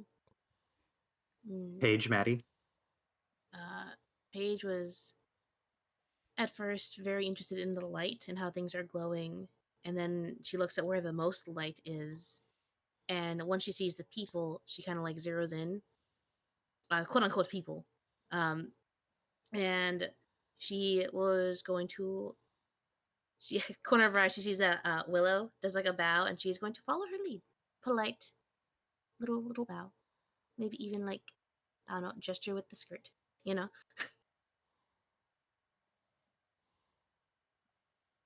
Um, Maddie was kind of taking in everything, a little amazed, a little not on edge, but like a little cautious, you know. Mm-hmm. And she just kind of looking around at all the eyes that she can feel on her, you know. And she's probably one of the last to notice the people coming in. Um, but like she, I guess, nods her head or like gives like a bow with her head, but not a full on thing. Just more of acknowledgement and respect, I guess, some respect. But it's not. It's kind of half-assed, I'll be honest. Okay, fair enough. Uh, And Anghared. Angharad will head, step in front of the others and take the yew from her shoulders and place it in front of the woman like you would an offering, and then just bows deeply, steps back, and waits to be addressed. She does not speak first. As you bow, Mhm. and all of you show your various ways of deference and respect. You hear like a kind of soft wave of whispers and kind of undulate around you amongst the both seen and unseen faces. Uh, from that golden light, this woman steps down, and you can see just how tall her physical form is. Um, she is quite tall, still thin and lithe, with a ethereal beauty to her. And even to you, Angharad, there is a just this strong feeling that just washes over all of you of um, it is not romantic, but there is a warmth of love and just excitement, a deep welling of it, like something that you'd feel in the pit of your soul when you look and see like your pet coming, or when you come home after a long day at work and your pet looks at you, like that kind of warm feeling of like they're happy to see me and that's just for me. Like it's special, and it's pointed. You can all tell that this sensation, despite it washing over you, it is more distinctly pointed towards Angharad. And as you approach, or as you bow and wait to be addressed, the woman like unfolds her arms and is in this sort of open, welcoming gesture, like she's waiting for a hug, but she is very clearly not. You know better, Anchored. Her arms open and outstretched, and her black curly hair kind of cascading down and over her shoulders and down her back. Um, the stark bone crown that adorns her head. She smiles at you, and there is a lot of power radiating from her smile, and it is still friendly power, mind you. But she holds open her arms and addresses you. Ah, my sweet, my daughter has come home. Angharad, my beloved. Tonight we shall all sing a glorious song to celebrate your return and to forget why you had gone. Oh, but there is another matter over which we must talk, for I know it is not by yourself you have walked. And she puts her fingers, takes the arms that were spread out in this hug gesture and closes them, steepling her fingers in front of her. Curious child of mine, that you traipse with them again. Had you not had your fill of the realm of men?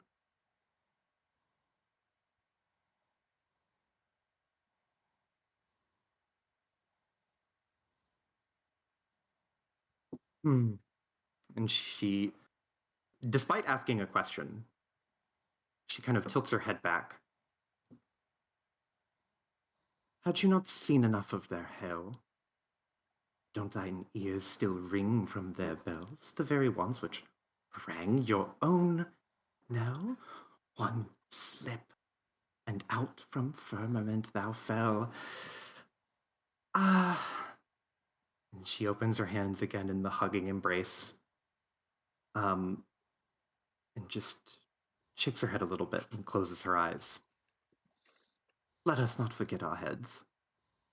For today good tidings on us befell the moment you crossed my domain. I could tell, excited was I, though concerned as well. And thus I must say, what have you come to ask of me? Pray tell. And now she waits. Herod listens, and as she's addressed, there's a flicker across her face when there's mention of bells. She does not seem to like that very much, but she manages to recover, and she turns toward the others, looks back at the queen, and then begins to speak. Mother most kind, long have I wandered from faith long squandered to polished steel gleam. Worries plague you and royal matters beside. To waste your precious time, I know woe would betide. Hearken to those who walk with me, 'tis of them I would speak with thee. And she points to each of the party members in turn as she names Clever Willow of Termarked fame, solver of mysteries and tamer of flames. Next attend to the masters of stage. Noble as they are brave, I give thee Pierre and Page. Leaders of hunters are noble Electra. The gleam of her virtue is a manifold spectra. Madigan, as wild as heather, family to the bearer of feathers. Dear mother, my queen, forgive their fearful plight. To their hearts of iron always doth fright. Yet of their goodwill make no mistake. Their iron heart manners no more shall break. Beneath your just punishment, your Angharad shall lie, if ever should one overstep, and spite thine regal eye. But speak to me no more, faith, and of men, nor yet still of orphaned amens. Such matters are last year's leaves, they belong to the past. Allow them their rest, forgotten at long last. They beseech you your aid to seek a lost child. You wouldst know her as a witch of the wild. She carries a dark box, as the stories doth tell. I trust that your ear has heard this as well. He smiles again. And with a soft, like, swoop of her hand, like she is scooping up water, she gestures, and one finger, just the single left finger, she flicks as if to do that come closer gesture, telling, like, beckoning you all to step up closer to her. But she seems pleased.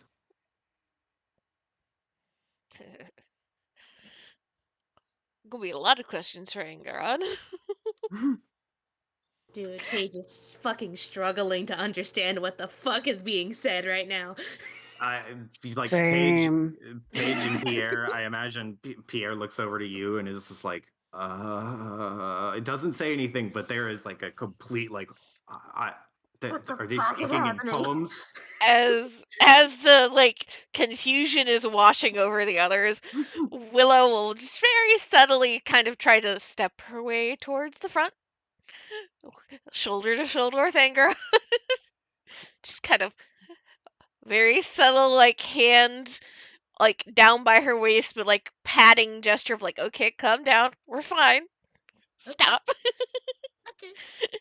okay. Fucking, she's trying. Her brain is working over. The hamster wheel is spinning at Mach 5, trying to figure out what the fuck's being said. She's getting little bits and pieces, but she's just gonna follow along. Mm, Willow will step closer to where, as close as she thinks is reasonable for this setting and for that gesture, and will bow her head again towards the queen. What would you prefer to call? Would you prefer me to call you? He turns to you, Willow, and the presence that hits you is intense. It does not cause you to buckle or waver in any way, but it feels like 10 sets of eyes looking at you all at once instead of just two. And she, in this same sort of eloquent, uh, alien way, she gestures again, opening her arms and then in one fluid motion, putting them behind her back, and she tilts her head in a very uncharacteristic gesture of deference. She will say, "Of many names, child, I have been called. So think of one which strikes you nice. Though if nothing you can think of comes to mind, your majesty will suffice."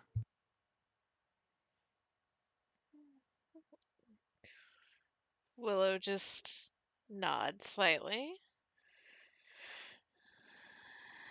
Well, Your Majesty, we,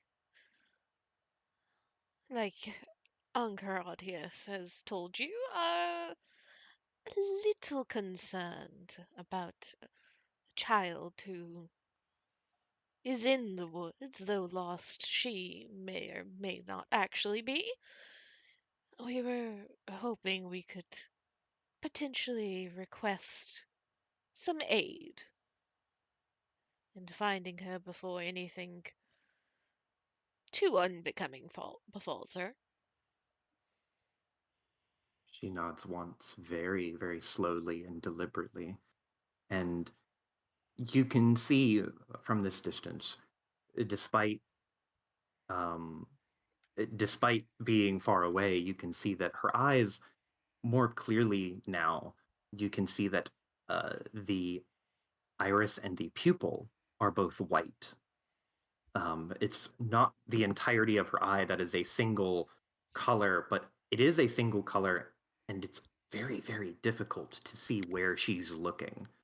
But the what tips it off to you, Willow, is that you see her eyes dart to the side, and she looks at one Fae in particular, and the best of your ability, you think it's this um, very like uh, I don't know how else to describe him other than pink, but he is a very pink adorned creature. I He want to has an move up amber here. robe and huh? So I want to move up here so I Yeah, can go see for it. the as other tokens. Yeah, here I will post the tokens here in the resources as well. But this guy in particular, Yeah, continue. um, this creature has pointed ears, ears that you've not seen but on weirdlings up to now. Um, but these pointed ears are very strong signifiers of his fey nature. His arms, though, are more unsettling to you because his arms, they are not flesh, they are not bone, they are wood. His fingers like branches, and you can see this long, just mane of white hair. But the closer you look, it almost looks like the texture of leaves and grass. And he has this like faded pinkish red uh, tunic top with long worn sleeves that have seen a lot of wear and tear, um, and a pale white mask with pink, like very faint pink markings on it, like a pattern or symbols. And he sits in this kind of I again, for lack of a better way of knowing what perching. There it is. That's the word. He is perched on his feet on the top of this tree. He does not say anything as the queen darts her eyes to him, but as she does, there's a single nod, and he takes one step forward and jumps up and lands here, and then slides all the way down until he is off of the tree. You hear the skid of like as like woods his wooden feet and heels skid against the bark of the tree, and he slides to a stop. And when he slides to a stop, you can tell now, all of you, um, this this person, this creature, is very tall, but hunches over very far. They hunch over to the point where they are probably closer to your height, Maddie. But if you were to actually measure them out, you could see that their legs and their arms are longer and slightly more misproportioned to a human's. And he kind of leans his head forward and tilts in this like curious animal way, like inspecting you. And as you step forward into the light of the queen, this creature he holds up a wooden finger, like his wooden hand, and you can see more clearly the tree like digits. Um, it's very strange to see the wooden like actual stick twig digits. They bend, but there's not like a wooden joint or anything. It's like the tree itself is actually bending and flexing, or the wood rather. He holds his hand up to halt you, and he says, "Your Majesty, these strangers, though they walk with ally beside, I smell the steel of their weapons at their side." The queen looks and raises an eyebrow, and she is focusing again on you, Willow, and she says, "If thy friends and thee would not mind, disarm yourselves. It's only kind, for in my house you are guests most honored. You wouldn't want to upset thy queen." Willow, like, her eyes followed where the queen looked and watched this person as he came all the way down in front. And just as much as he was examining them, she kind of leans forward a little bit, is trying to get a better look at his shit. And there's just like this moment of like starting to get talked to, blink, realize she's being talked to, and shifts her attention back. And then she looks around. Well, I can promise you that any steel that you might smell, you did say smell on me. And she just kind of gestures to herself and kind of like opens her arms. It is of no nature to harm you, at least not intentionally. As for my hunting friends, she turns and looks very expectantly at the hunters in the back of the pack. Maddie gives Willow the look of like, really? Do I have to? Like, very dissatisfied, kind of scrunching her nose. I do believe some of these weapons of theirs are sentimental, so you might understand, hopefully, their reluctance. Mm, You, Anghared, go ahead and roll me a uh, She's not saying that as, perception. I will clarify, she's not saying that as an excuse. It's more of like her buying time for these two fuckers in the back. That's totally fine. Anghared, though, roll me a perception check at 1 purple. Oh, only one? Only one. This is I don't like that. And what have you got for me? You've got 3 successes. You see the faintest twitch at the mouth in the corner of the eye from the queen at the mention of, like, I'm sure you understand that, like, they, their weapons mean a lot to them.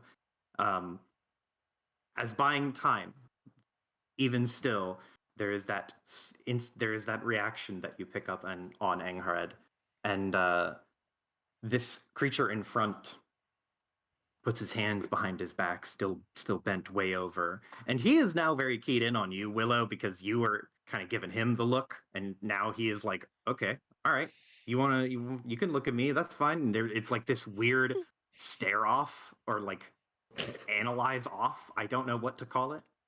What's this little creature? It is Us a on both ends. mutual yeah, it is a mutual exchange of, like, what are you? No, what are you?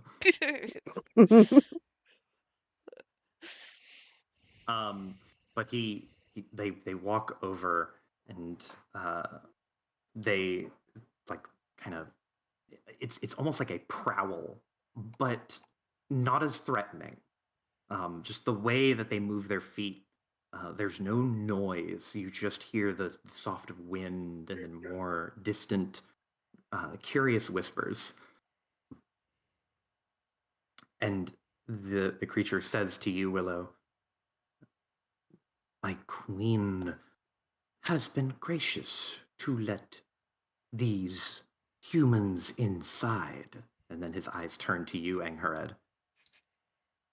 And yet still, you bring me steel and ask me to abide? Anghared inclines her head in acknowledgement, and you can see there's a bit of tension in her shoulders. And she turns toward Maddie and just very quietly, Madigan, dear heart, if thou dost consider me a friend, I would entreat thee with the weapons to temporarily make end.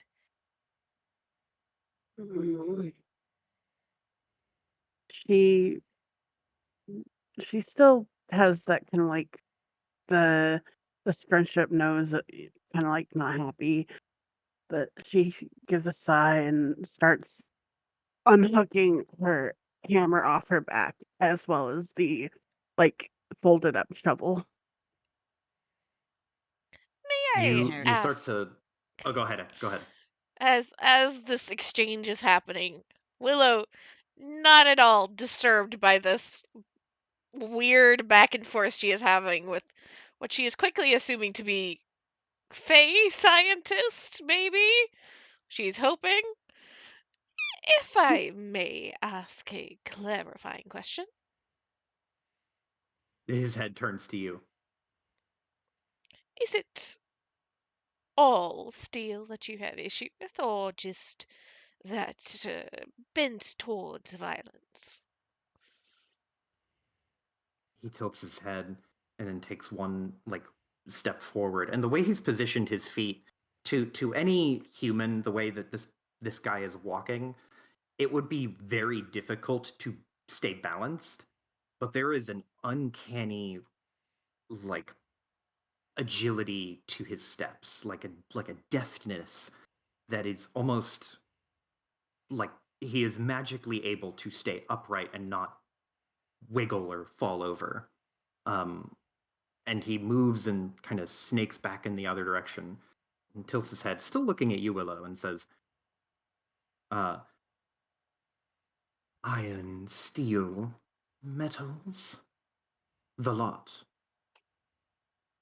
Our skin agrees with them not. All Fae, here and elsewhere, would not for any sort of medals, Care. Your weapons will be safe. Discarded over there. And he just gestures to a spot near the base of one of the roots.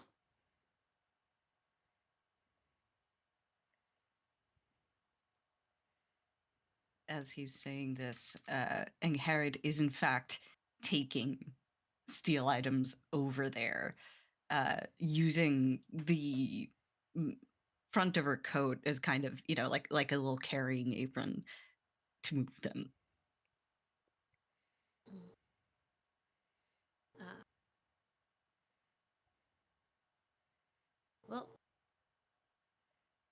Paige is hearing this and she's like, okay, okay. Oh, wait.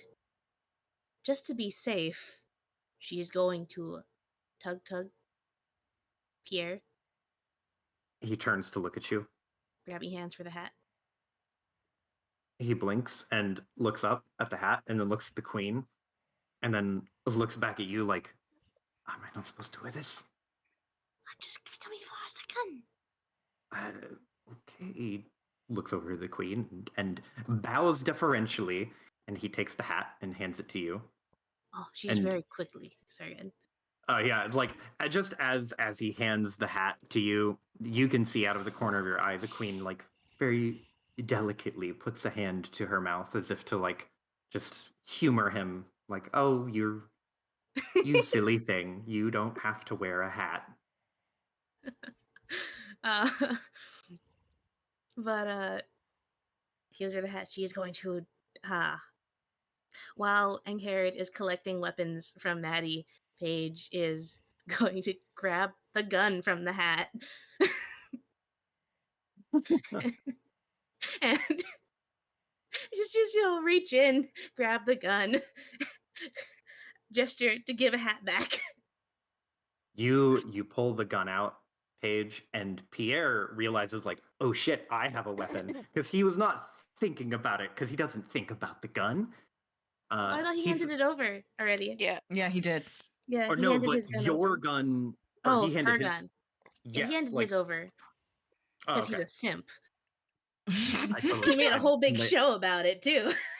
I Yeah, forgot that he gave it to Anghared already. the only two that have been technically disarmed at this point is Pierre, who already gave his gun over, and Willow, who did not give the gun over but gave over all the cartridges that spit fire.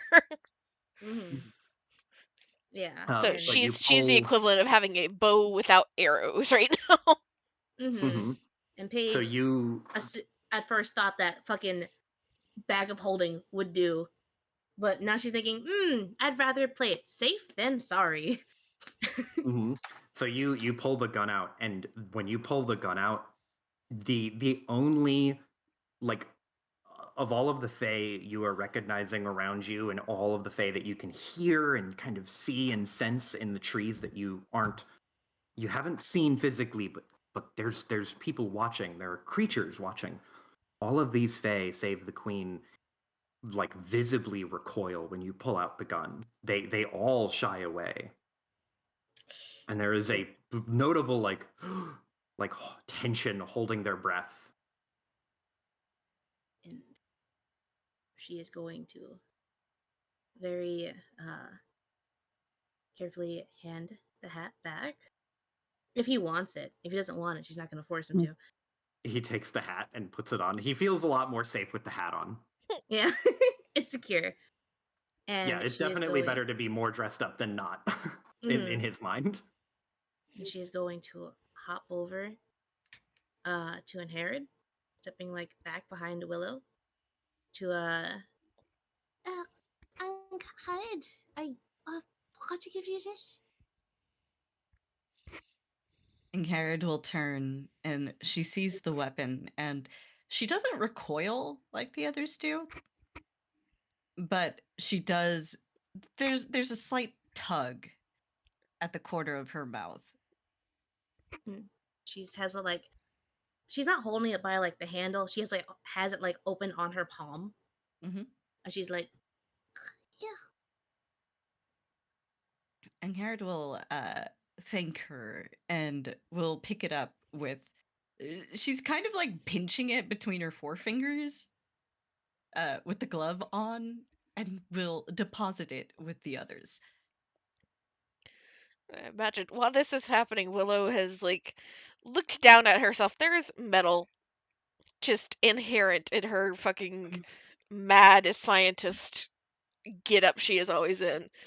She does try to adjust a couple of things to like tuck it away or hide it so that like it's less likely to accidentally brush anybody. Oh no.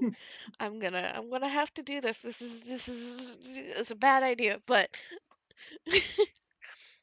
Willow, just as she is doing this and as the weapons are being moved, still kind of fucking she's locked in on this dude. New priority, not so much the queen.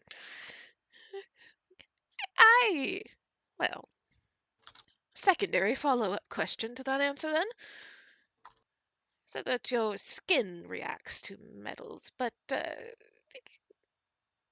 well, I have to say your skin looks a little more like bark than skin.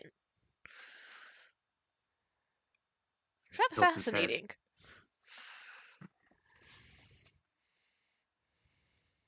You can see that he is like in a very bizarre way.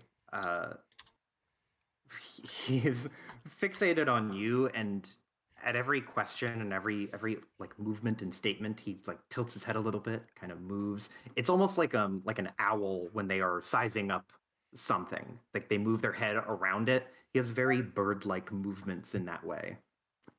Um, and when you mention his skin, he looks down at his feet and then looks back up to you and tilts his head the other way and says, "Doth my skin amuse you, bark and tree? Wouldst thou like to see?" And he leans forward and holds out his hand. In like a gesture to let her touch. Mm-hmm. Yeah. Oh, we lost her. Willow just kind of tilts her head, and if she doesn't sense like an obvious trap, she will reach out and kind of like brush along the back of his hand, try to figure out what the fuck she's looking at. You like his arms are unnaturally long. He can reach out to you from where he is standing just by leaning over slightly. And you reach over to take his hand. His hand is offered to you in a way that someone would be like, "Hey, take my hand."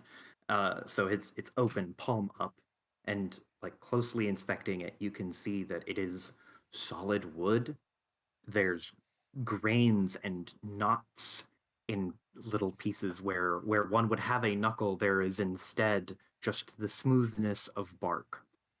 Um, and even on the wrist, just like part of his wrist has a little uh, side twig growing out of it with a small but still very clearly uh, grown leaf. He, for all you can tell, this creature is a tree. It is a tree that has started to walk around. Um, this is about as fey as it gets with in some cases. Like you're not sure what he is, but I can give you this one for free. You've heard of dryads of some type, and he could very well be some type of dryad. Just examining the hand, kind of.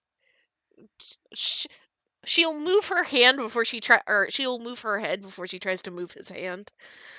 Oh, And I should ask. Are you touching his hand? yes, Okay. Like the moment you like there is a moment when you touch his hand, the in the furthest back part of your mind, despite it being cold and not like a full blooming season, you are subsumed in the woods and you have just touched a like thoroughly woodland fae, Summer rushes up from the back of your mind like you just rang the doorbell to her home. And you can feel, in the same way that you're analyzing this, you feel Summer just staring over your shoulder in just absolute wonder. She's pretty closely inspecting the hand. And just kind of this mutter of like, that's fascinating. I don't articulation that you're capable of. And just after a moment we'll like pause, realize she had an initial question, and kind of look up, still like very gently holding the hand between hers so that he can pull away anytime he wants. She's not grasping. And you're saying that despite this, you're, you would react the same to a touch of steel or iron as one that might have flesh more akin to mine, or she kind of glances towards Angarad.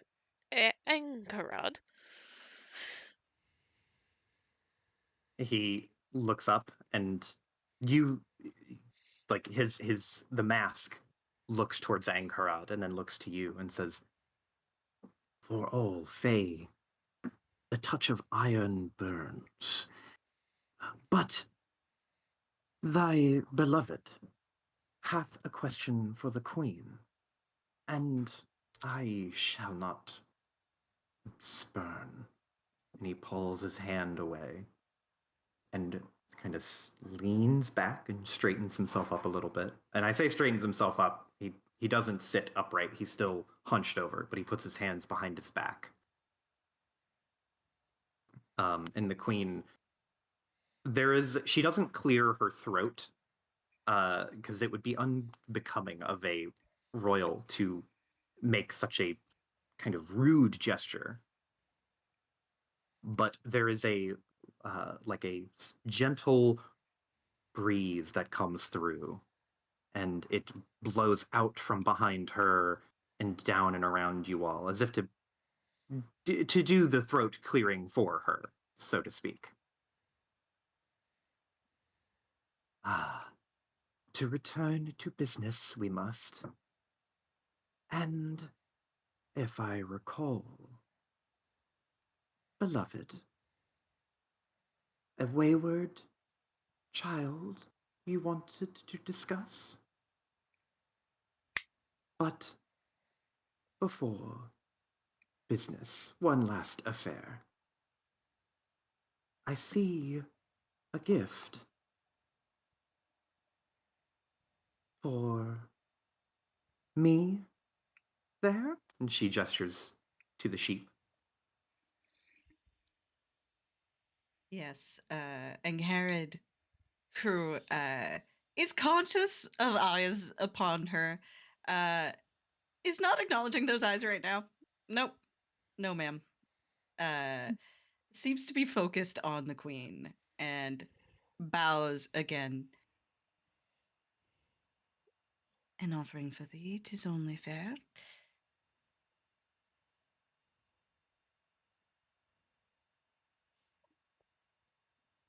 I don't have another bar. Oh, okay. So you like set the sheep down and offer it to her, and um, do you walk up and bring the sheep and hand it to her physically, or do you set it down like before this? Like Mm, I would guess call him like a handmaiden. uh, w- Ranch I, maiden. I feel like Angharad would know what the proper answer to this is. Yes. Footman. You would know that you're a bit of a unique and special case. You could do either, but the wrong answer is handing her a sheep and being like, "Here, take it." The right either acceptable answer would be setting it down and letting the sheep knowingly go to her, or bringing it up to her and setting it down before her. whichever you feel more compelled to do. But Yeah. you can approach her, whereas most others could not. Angharad will pick up the sheep, and she will carry it past the footman to about, shall we say, here-ish. Uh, she'll set the sheep down, give it a pat, stroke its fur a little bit, and then encourage it to head toward the queen. And with no more than a simple pat and a little bit of a little bit of a shoo would go to the queen, like a gentle gesture. The sheep looks around, initially looking kind of lost, and then looks up to the queen, and there is just a snap to attention, and the sheep like very quickly just hustles its way up the little bit of slope to the base of where the queen's feet she stands. Um, and her attire is this long and green and black with flecks of white, kind of somehow translucent but still obfuscating garment that flows like it is just ever so gently being blown in the wind.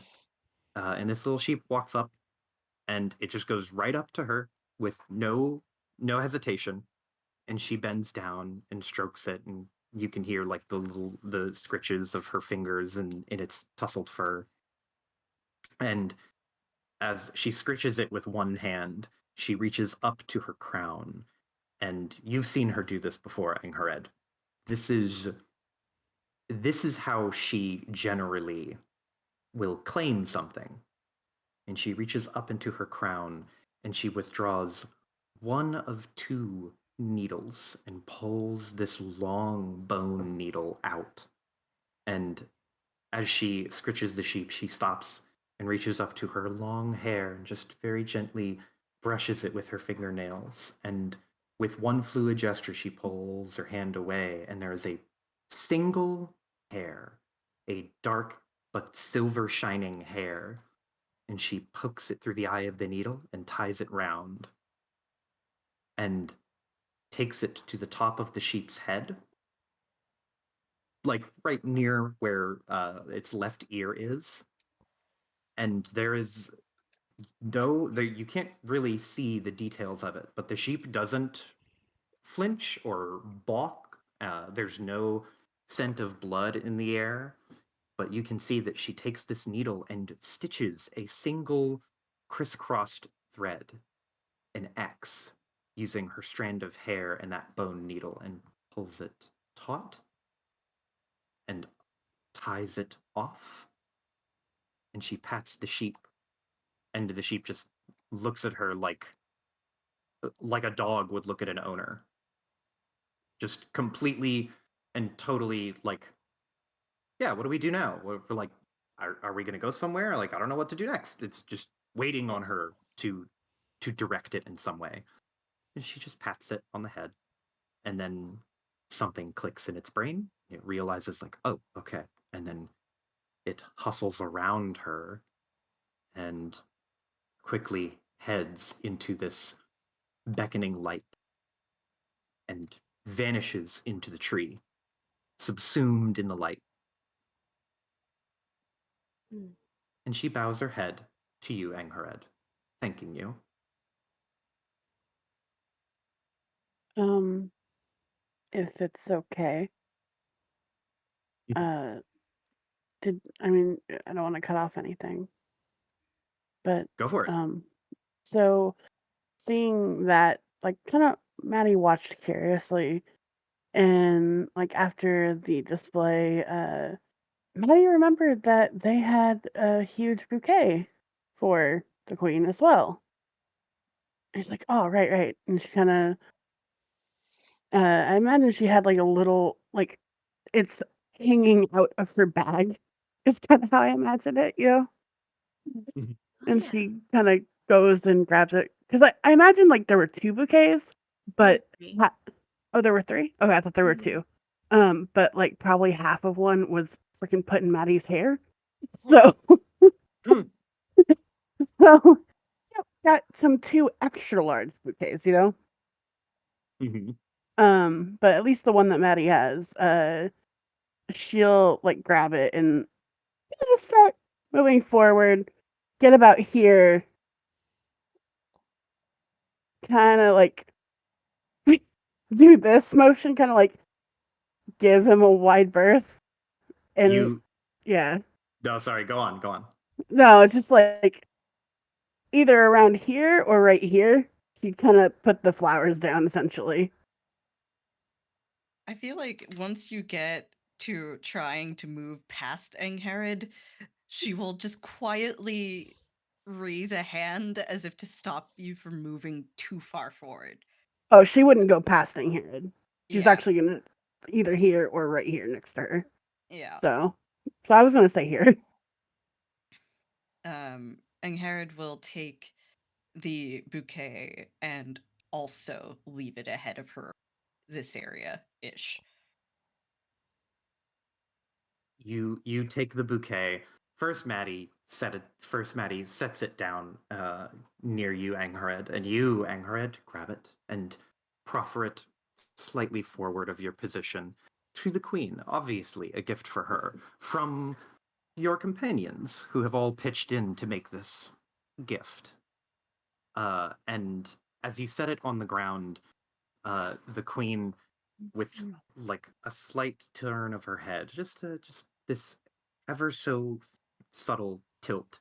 Um, the ground, you don't feel anything, but you can see this subtle shift, and the grass pulls, and there is no noise, there's no vibration. It is just fluid, just magic that has lifted and pulls the flowers in on a tidal wave, or not tidal wave, but on a subtle or soft wave of grass and underbrush and plant. And it brings it all the way up to her feet, and she bends down and grabs it, and she coddles it like a child. And she looks to you, Madigan, and now you feel the stare of 10 people just bear down on you, and it is imposing, but not aggressive, not threatening. Just it's just a lot.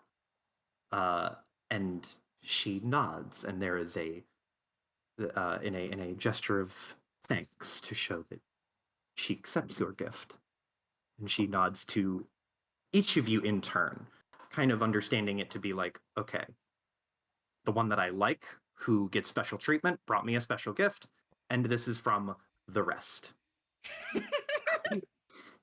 Mhm. Pass. Fucking was like, oh shit, yeah, we made bouquets. Fuck. She's like, okay.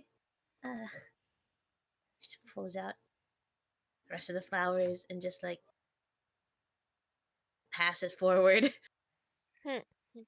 And with the passing forward of more of the offered flowers that you have gathered, um, there is a where before you had heard like that gasp when you pulled out the gun page, you can hear the quiet, like vague noises of approval of all of these fey creatures that are just hiding in the wings, like kind of nodding along. You get the impression that this gesture, even if the queen finds it like only passingly nice and is willing to accept it, you have gained the favor of all of these other people and the goodwill of just these fey creatures that glide and hide amongst the trees. Hmm.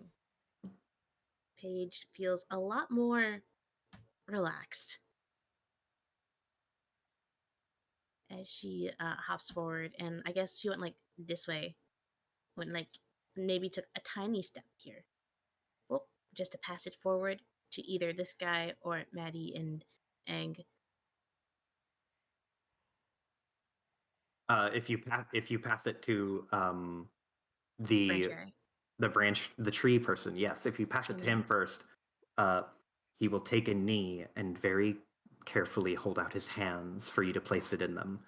And you can see, like, being right up next to him, he is hunched over, but this is a big creature. Um, you imagine that his back is probably very sore. Oh. But he does not seem bothered by it. But were he a person, good God, I feel bad for his lower back. And you gingerly set the flowers in his outstretched palms in the same way he would, like, the meme where someone's like presenting a sword to someone. This Yes. dude is in that same pose, but he delicately accepts the bouquet and curls his tree branch fingers around it and like does a more deep bow, not just a nod, but he bows with his whole upper body in thanks, and then he'll turn and take a knee and get much lower and put it on the ground before the queen, and again the ground will just take the gift fluidly and smoothly, bringing it to her. And it is for both Willow and Paige, you just watching this very blatant use of magic in whatever way. Like, first, the sheer command with which she does it. It does not create waves in the same way that when you either of you tap into the weird, there is like a almost like a feeling of putting your hand and breaking the surface of the water, right? There is like a tactile sense of like, cool, I did it. I used magic.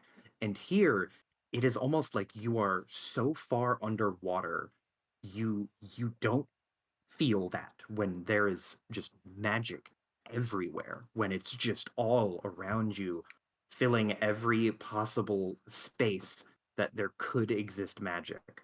And the again, the blatant displays of it and the ease with which she seems to do something that for either of you would take like a conscious effort. um it is very, very unusual, but magic in this place is far less profane and in fact normal. This blatant use of power is almost welcomed. What are you doing, Willow? I see a six. That usually means some fuck shit. Not too much affection. Hmm. Willow's just kind of like watching this all happen. She didn't have any of the flowers. She was understanding that picking the flowers was going to be offered for her. She was not going to participate in it because Hmm. she had other shit to do. Oh, you And made the yeah, bouquets? huh? The bouquet that she accepted, the queen understands to be like a communal gift. Hmm. But I just, for some reason, I remember Electra was very adamant about we were making 3 bouquets for some reason, and mhm. that stuck in my mind. And Willow just kind of like is watching this, sees the ground move the first time, and I imagine immediately kind of leans forward, probably with Summer like leaning with her, watching. And as the flowers are kind of set a second time, she's going to kind of kneel down and place her hand against the ground, almost kind of in the kind of curious gesture of like, can I feel this movement? Can I sense the magic that is going to move this? Like the the curiosity is starting to overcome the proper training. So like you bend down and feel the grass and roll me a, I will let you decide between weird at 2 purple or discipline at yeah, also yeah, discipline at 2 purple. Okay, this would be weird then.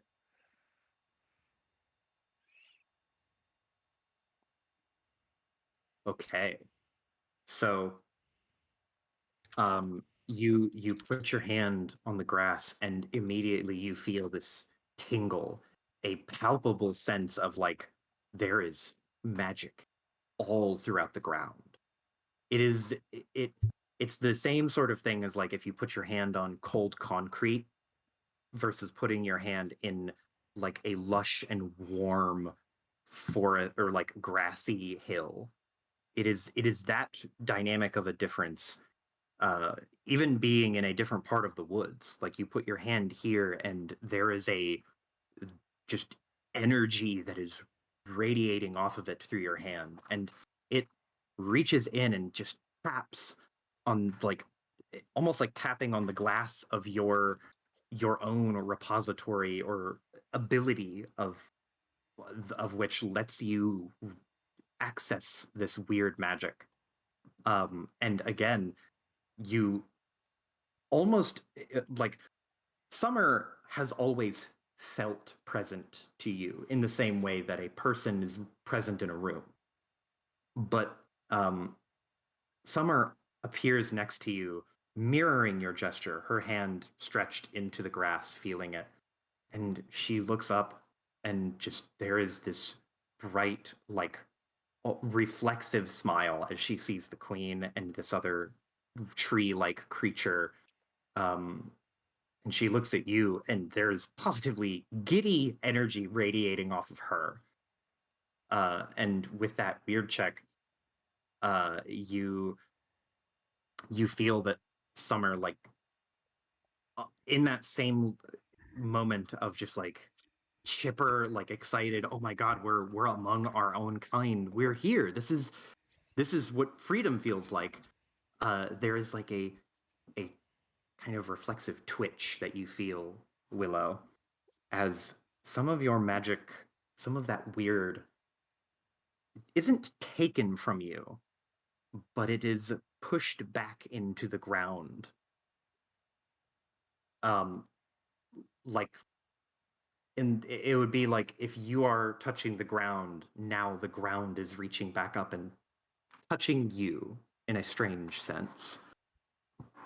And after you feel that sort of transfer, the queen and this masked man, they both look at you, and they don't show any sort of shock or surprise, but it feels again like you were caught in the middle of doing something not improper, but just something that is not expected. And the queen, sorry, did you want to say something first before I go on? No, I was just about to say, like, Willow's like, I think would look over at Summer when she pops up, not surprised, very much expecting it. And then the giddy smile, there's just a little twitch in her eye. It's like, oh god, this is gonna be a lot, isn't it? I'm gonna regret this. It doesn't look away until the queen and this other person look at her, and her head like snaps around. So she, to the watching eye, looking just off random direction at one of these giant roots, and will snap her head around in their direction, kind of lift her hand very slowly so that she does not look like she's been caught like with her hand in the cookie jar type thing, and just kind of very small smile. She slowly stands up again. The queen tilts her head and kind of narrows her eyes in a curious way. And she is, mind you, still holding all of these bouquets. She likes to have the flowers near her, pressed kind of closer to her chest.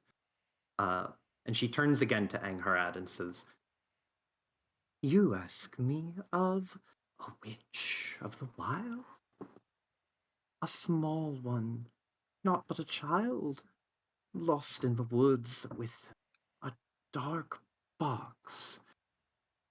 I have heard these rumors, and hmm, I have heard these rumors.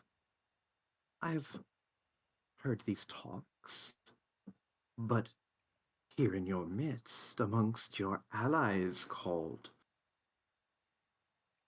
there sleeps a witch of your own."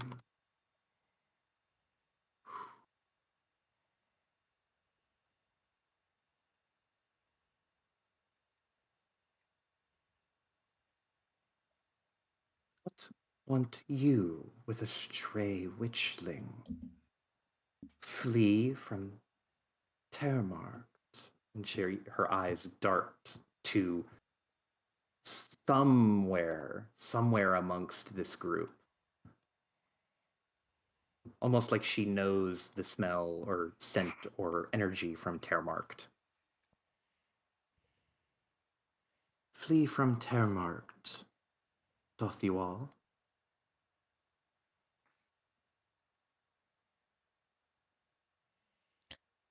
Flee might be a bit of a strong word. I believe all of us do intend on going back as soon as we can manage to find the girl and make sure she's safe. 'Tis home.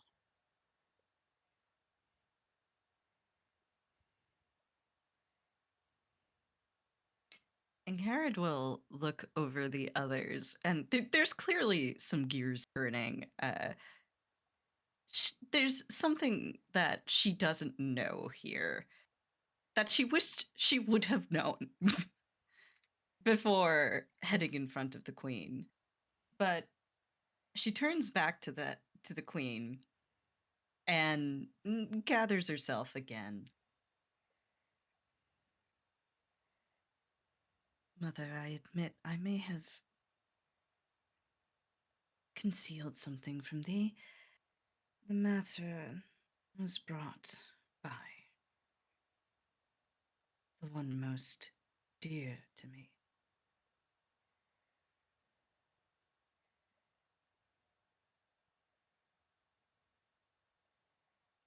Her eyes like go wide for a moment and then narrow again in this very like almost contemplative but kind of knowing look. She tilts her head.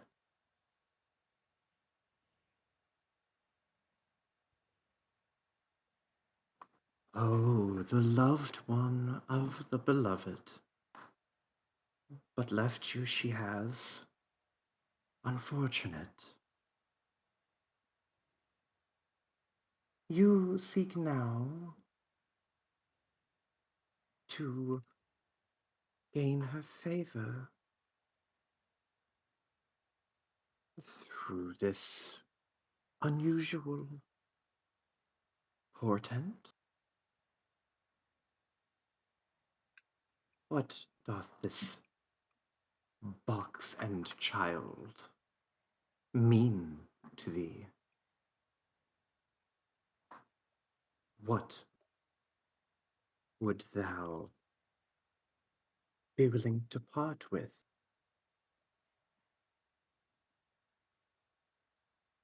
My help won't be for free.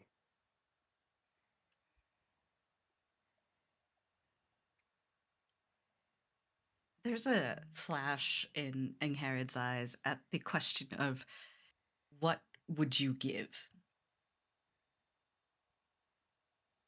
In truth, I know not why for this girl she has sought. Yet, I tell thee, Drew, there is not anything that I would not do.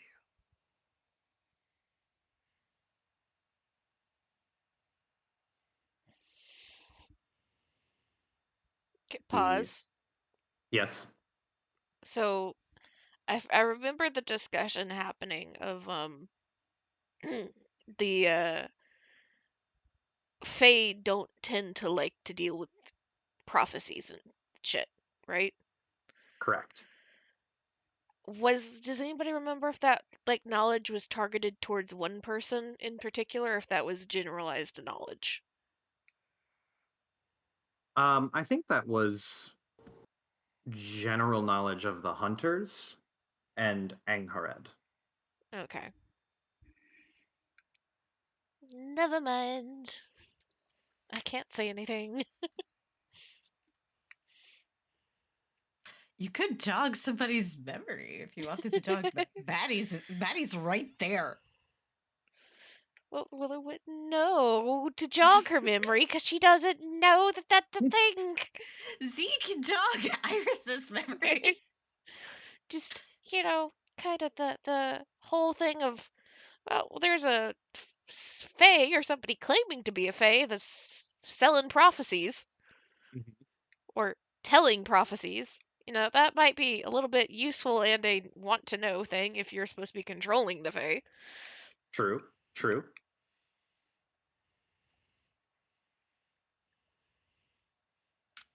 And Harriet's not mentioning that because she has other priorities right now.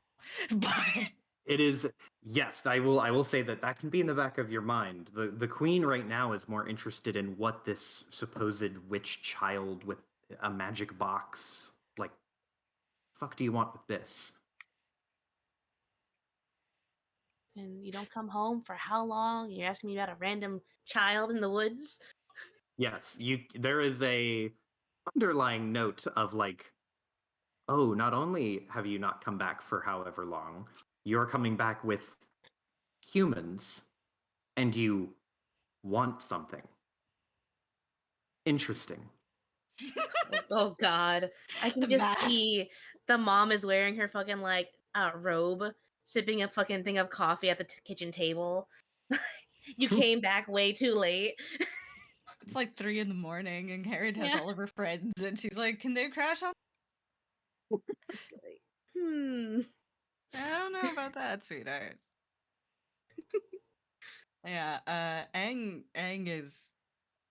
She does not even care one shit about this girl. She's just like, no, no, no. There, this is all going on. We'll try. I don't care about that. Is Icarad like visibly uncomfortable? I would not say uncomfortable is the word. I would say alert is probably the word. God, I wish I could help. My brain is jelly right now. Just- Willow kind of takes a little step forward, kind of gestures with like gestures kind of broadly as she's talking, trying to keep that very much like open and upfront kind of posturing. Well, to be fair, Your Majesty, uh, um, Angerald is just trying to help us. There was a fae that apparently told a prophecy to a hunter.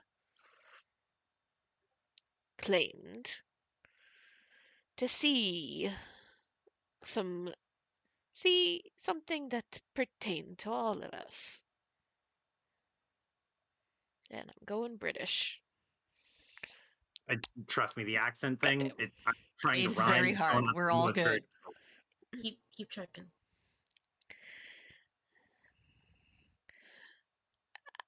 And Sorry, go on. the prophecies seemed to suggest that all of us were involved, and, well, the little girl was at the center of it. Queen is very intrigued now, and she looks to you, Willow, and you can see the expression very clearly. She does not emote a lot, or at least did not seem to, but this is a very clear, like, eyebrow raise and honing in on this future telling Fae on top of a child who is somehow involved in whatever prophecy. And the queen reaches up and strokes her chin. So, kin that sees what can be unseen. Strange. And still, you seek this child, round which the future hangs. I am aware of this future reader of no blood is of no blood of he is mine. No, but ours are of the wood, clean and fey. That creature you speak of.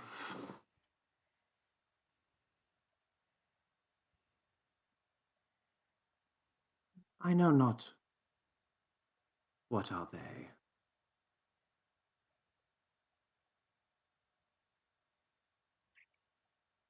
This wayward soul, the young one, I could find this child. But payment remains undone.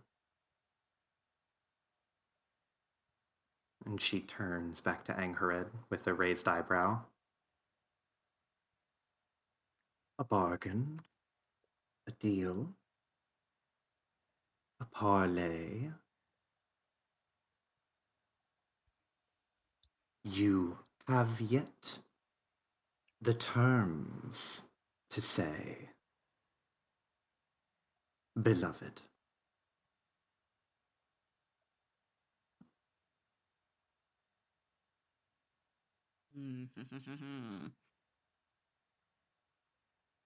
Jeopardy thinking noises. Can we take a pause real quick? Talk out of character. Mm-hmm. Yeah. Okay, what the Yes, fuck do we do? you are totally fine. Also, I will say, like, if we want to pause it here so you guys can think of an adequate thing to say to the queen and have time to mull over the bargain if you want to bargain, I will give you all of the time you need. I'm fine either way. I know Uh, that it is 11, and it is typically we 11, go yes. quite late, but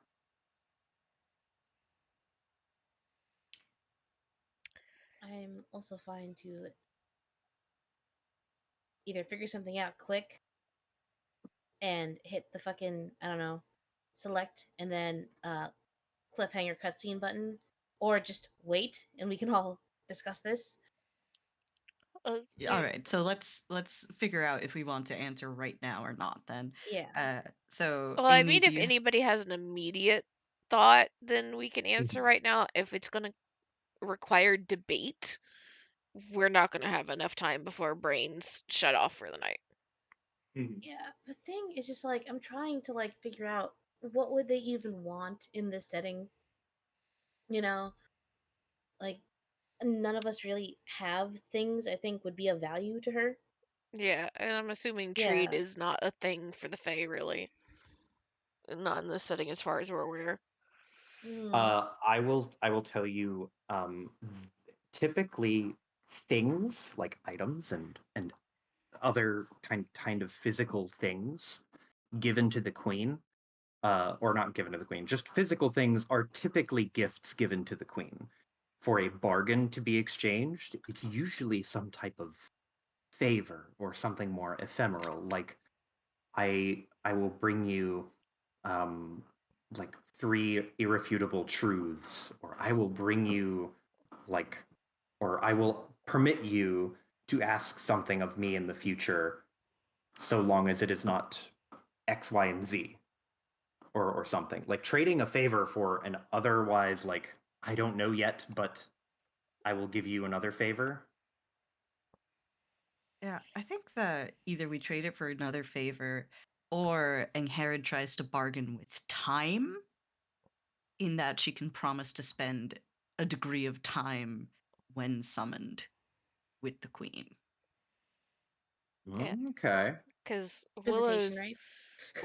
Willow's only offer would be like, "Hey, my family has a trading network and stores. We can help get you things." Yep. That's all she has to offer.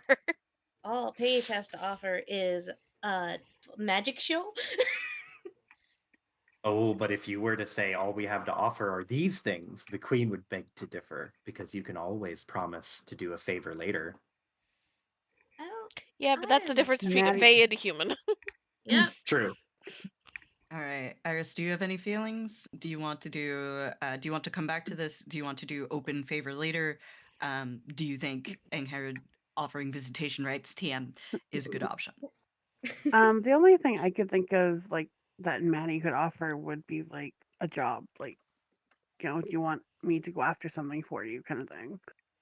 A favor Like for a favor. basically like, hey, I'm good at hunting. I could do that for you. Yeah, like we don't know where this girl is, but if there is something specific that you want taken care of, just there you go. We'll take care of it. That's the only like literally find someone for finding someone essentially. Hmm. All right. Um, That's also an option. Yeah, that's a Angharad, fair Yeah. option considering Yeah. if she doesn't want to get her hands dirty or something. Yeah, very fair. yeah, and like, what is Angharad's vibe here? Angharad is alert, although she does seem comfortable here, more comfortable than she was in the forest alone. She's very alert, and there's an air of quiet desperation about her, is what I would say. Hmm.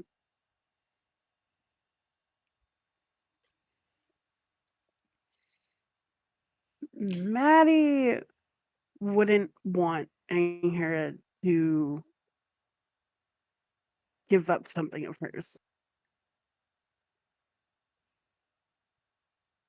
i.e., So, visitation right.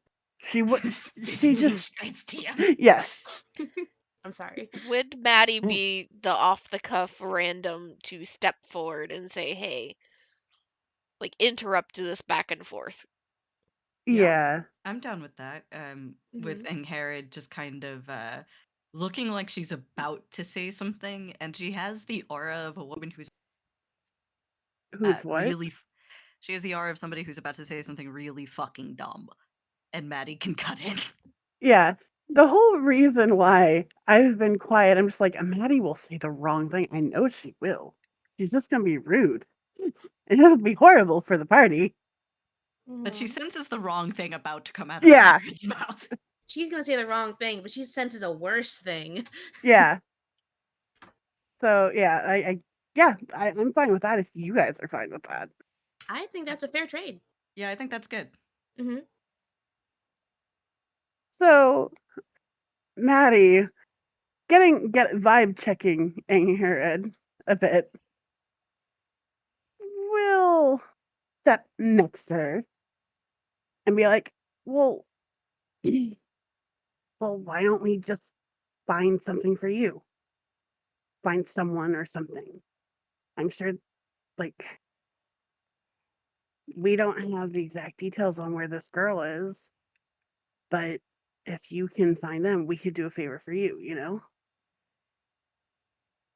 I'm sure there's problem people out there that you'd rather not deal with yourself. She taps her chin. Problem people to be found. A favor in there could be bound. Ooh, I ooh. submit to you a counter offer. I help you find the wayward child and her dark box, and we split the bounty.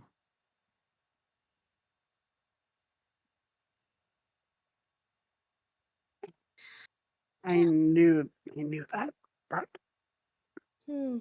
Sorry, I'm thinking. My first thing was like, what the fuck do you mean split the bounty? Uh, Maddie has been having slight difficulties keeping up with the conversation, but she fully understands what that means. You can see the queen is kind of to try and be more amicable, talking a little bit less loopy schwoopy to you, Maddie. okay. Finally, the Frenchies understand.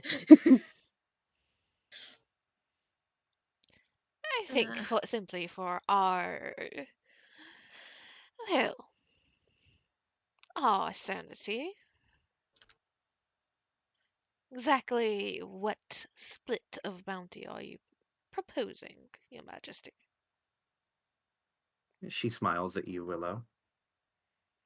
Doth you want both box and child? Or would you part with one?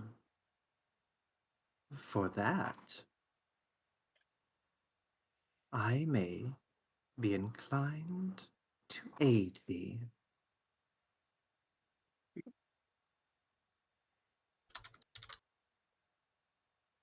And with no inclination towards one or the other.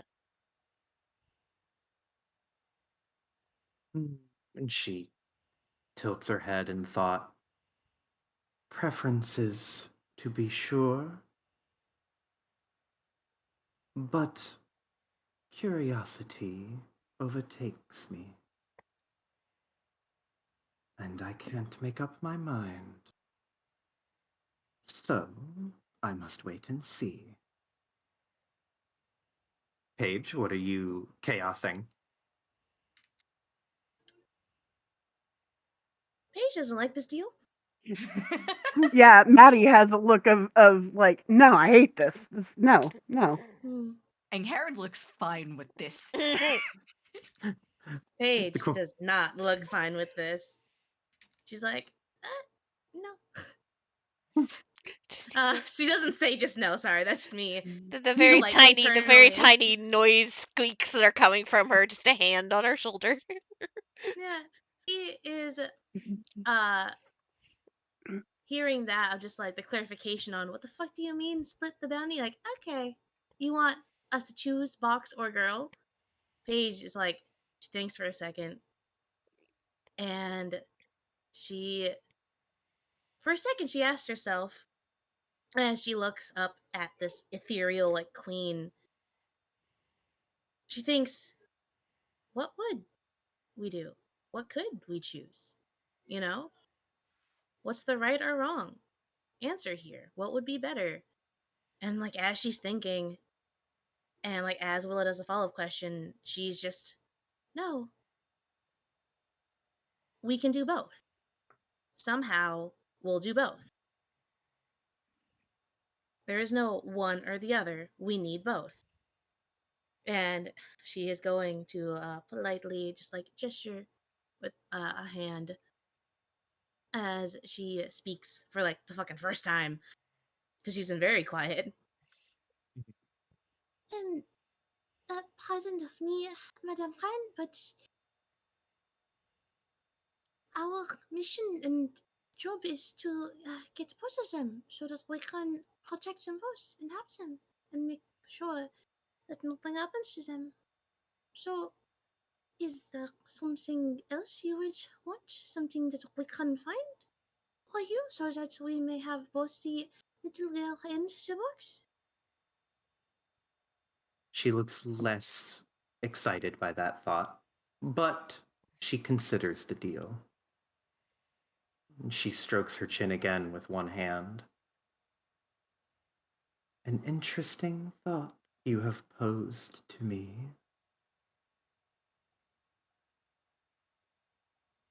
A difficult position to bargain. But one I am willing to work with.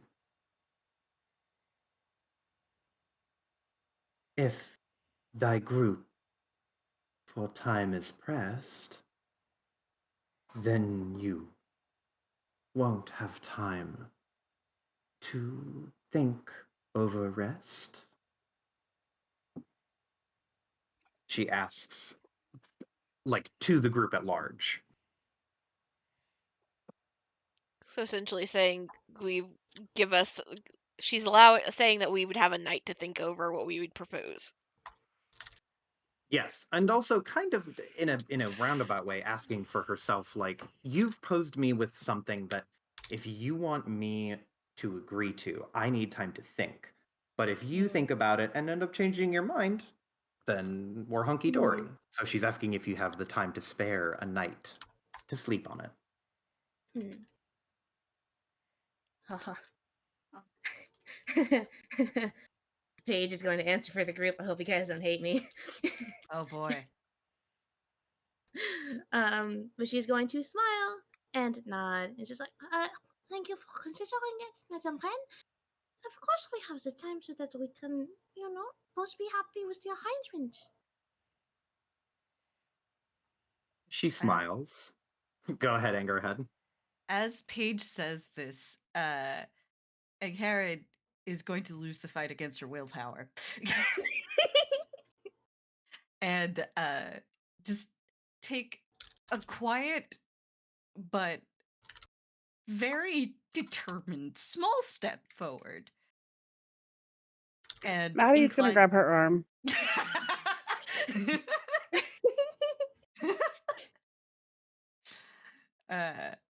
Maddie grabs her arm, and Angharad looks back, pauses for a moment, then looks back to the queen. Mother, if I may. She, looking very pleased with Paige saying that you guys would be willing to sleep on it, she looks to you, Angharad, and nods, allowing you to speak freely. Another option for thy consideration. I offer thee, at a time of thy choosing, 5 years of my time at thy side, with the provision that she who is dear to me be permitted to enter freely. Her eyes narrow.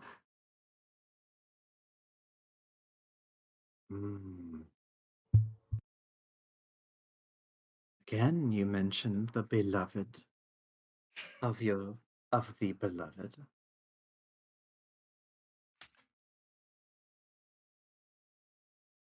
And time in exchange.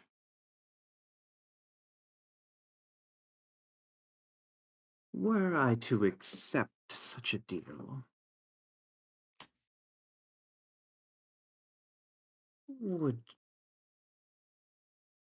what say you to 10?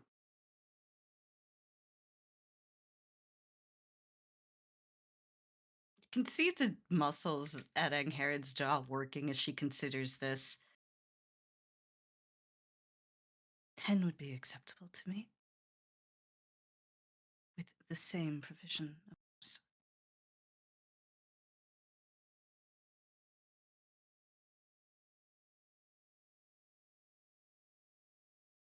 Her eyes narrow again. After we're done, after we're done. Yeah, Maddie's grip tightens on Angharad. She doesn't fully understand like how that time, like she understands that Angharad is uncomfortable or like feels off, and just the vibes are all wrong here. The vibes are all wrong. At the provision that we have to finish the mission. Please, we want to win the campaign. There's, Just got the inherit. there's no need to rush, right? We were gonna think things over. Right, Your Majesty? She looks at you, Maddie, and the smile creeps across her face again, and you can see that she is very pleased with the idea of you guys staying. And she nods, and the sort of like tightness of her posture, which kind of subtly creeped over her, now releases, and she gestures again with open arms and says, "Of course. Thy friends are always welcome to stay under the rule of hospitality. You may sleep Here, and she gestures inside the tree. Safe, under the warmth of my protection. I offer you room and food and board while I ruminate over our dealings.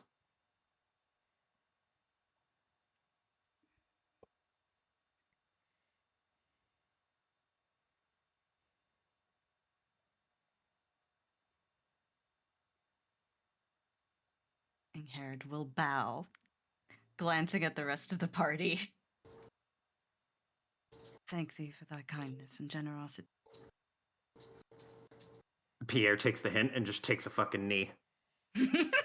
Mm. Willow will give the little slight kind of hinge at the waist bow.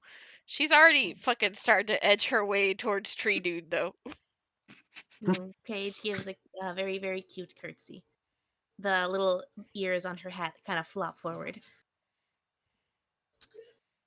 Maddie will give her her nod, bow, a little more stiffly, a little bit more intention, but she's still holding on to Ingerd's arm, so she can't really just like bow right now. Ingerd, I swear to God, if you bargain away 10 years of life. Nod. I get it. We're weirdlings. That's still 10 fucking years. The queen nods, very pleased, and she gestures inside and looks to the wooden man hunched over and says, My whistler, please show these honored guests to their rooms.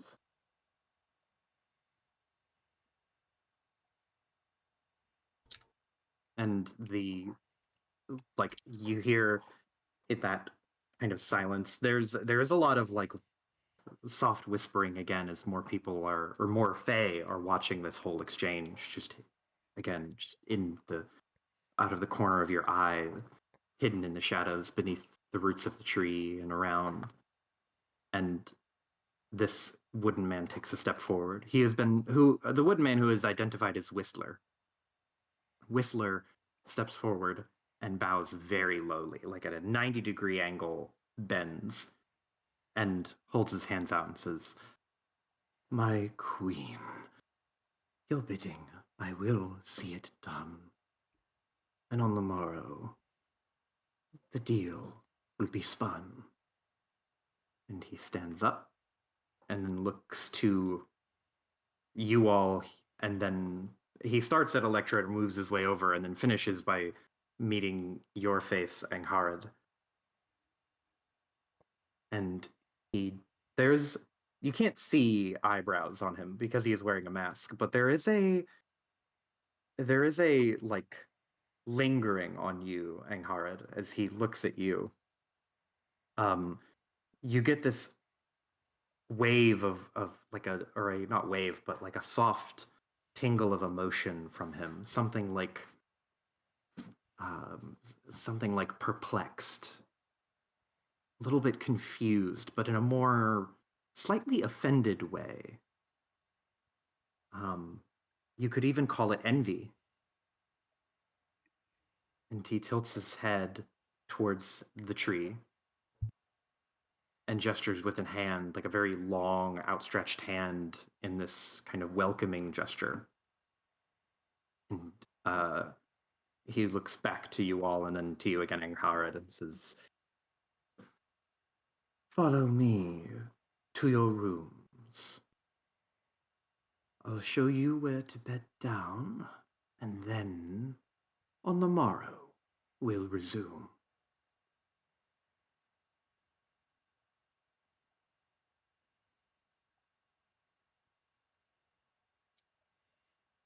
Willow's at the back of the pack. She's taking her sweet time looking at everything. Oh, Paige is at the fucking front. She's like very, very peppy, and it's like, okay, let's go. Yeah. And Herod is, I assume, also at the very front and thanks him for this.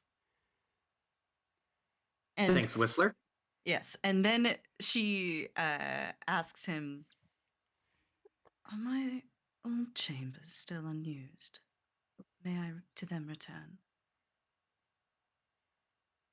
You get that very, very subtle twinge of envy and confusion, but he nods. Thy old quarters remain untouched. Should you wish to stay longer, beloved.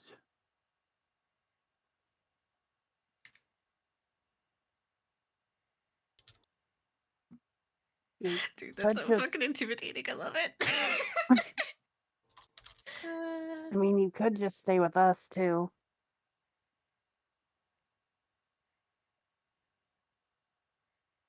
And Herod turns and looks at Maddie, pauses for a moment. Will you forgive me, Madigan? There are so few things over which I am permitted to feel nostalgia. Grant me this small bit of comfort. Yeah, sorry. This just was an option, you know? Of course. I should like to show you these rooms if that would gladden thy heart. I am a bit interested. And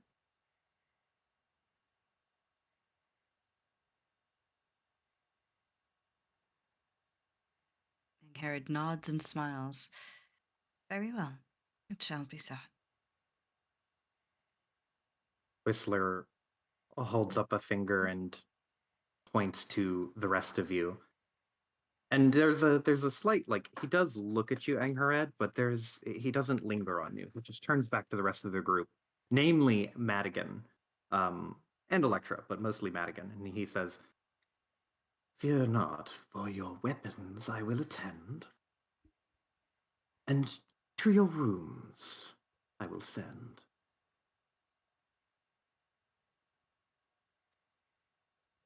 Okay, great, thanks. That's reassuring. She He doesn't look like she bows. believes her words. Real Well, reassuring. Paige is going to just fucking, it's like, is he going rude? It's like, she really is grateful. Ugh, I got something in my fucking throat when I talk. She really is grateful for the help with the weapons. Thank you very much for looking after them and for keeping them safe. I know that you don't like them, so it's highly appreciated that you would make sure that they're there and will return. He looks to you, Paige, and nods and bows at the waist again slightly.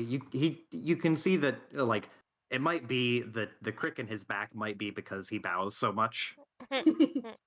But he bows to you and says, "It is only my pleasure to serve, and I will be here through the night at your leisure."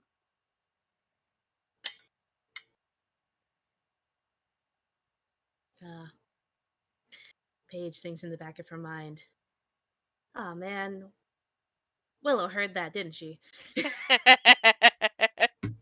We're never going to see Willow until tomorrow morning. She is not going to be arrested. Willow is not going to get a lick of sleep tonight. So many But cool she's things to investigate, guys. There's going to be even more because you are going into the court, and if you think Whistler is like the most interesting, being like a tree person, you have yet to see all of the Fae that are going to make fucking Willow's head snap.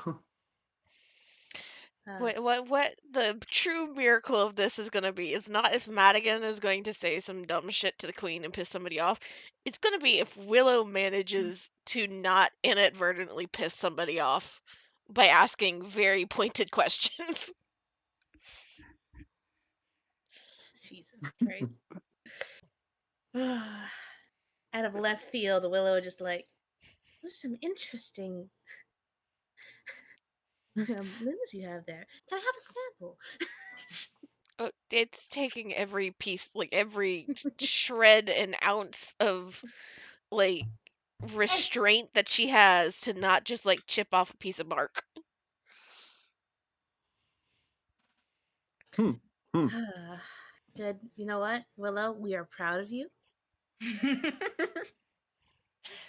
We very proud of appreciate you. the restraint. Good session. Yeah. With yes, and you guys are all welcomed into the haven of the Court of Broken Branches. And there's one last thing the Queen will say as you are all like chaperone or not chaperoned. I don't know the word is Escorted. guided, Escorted. escorted. Yes, thank you. As you are all escorted to your rooms, one last thing from the Queen. She looks to you, Angharad, as you pass.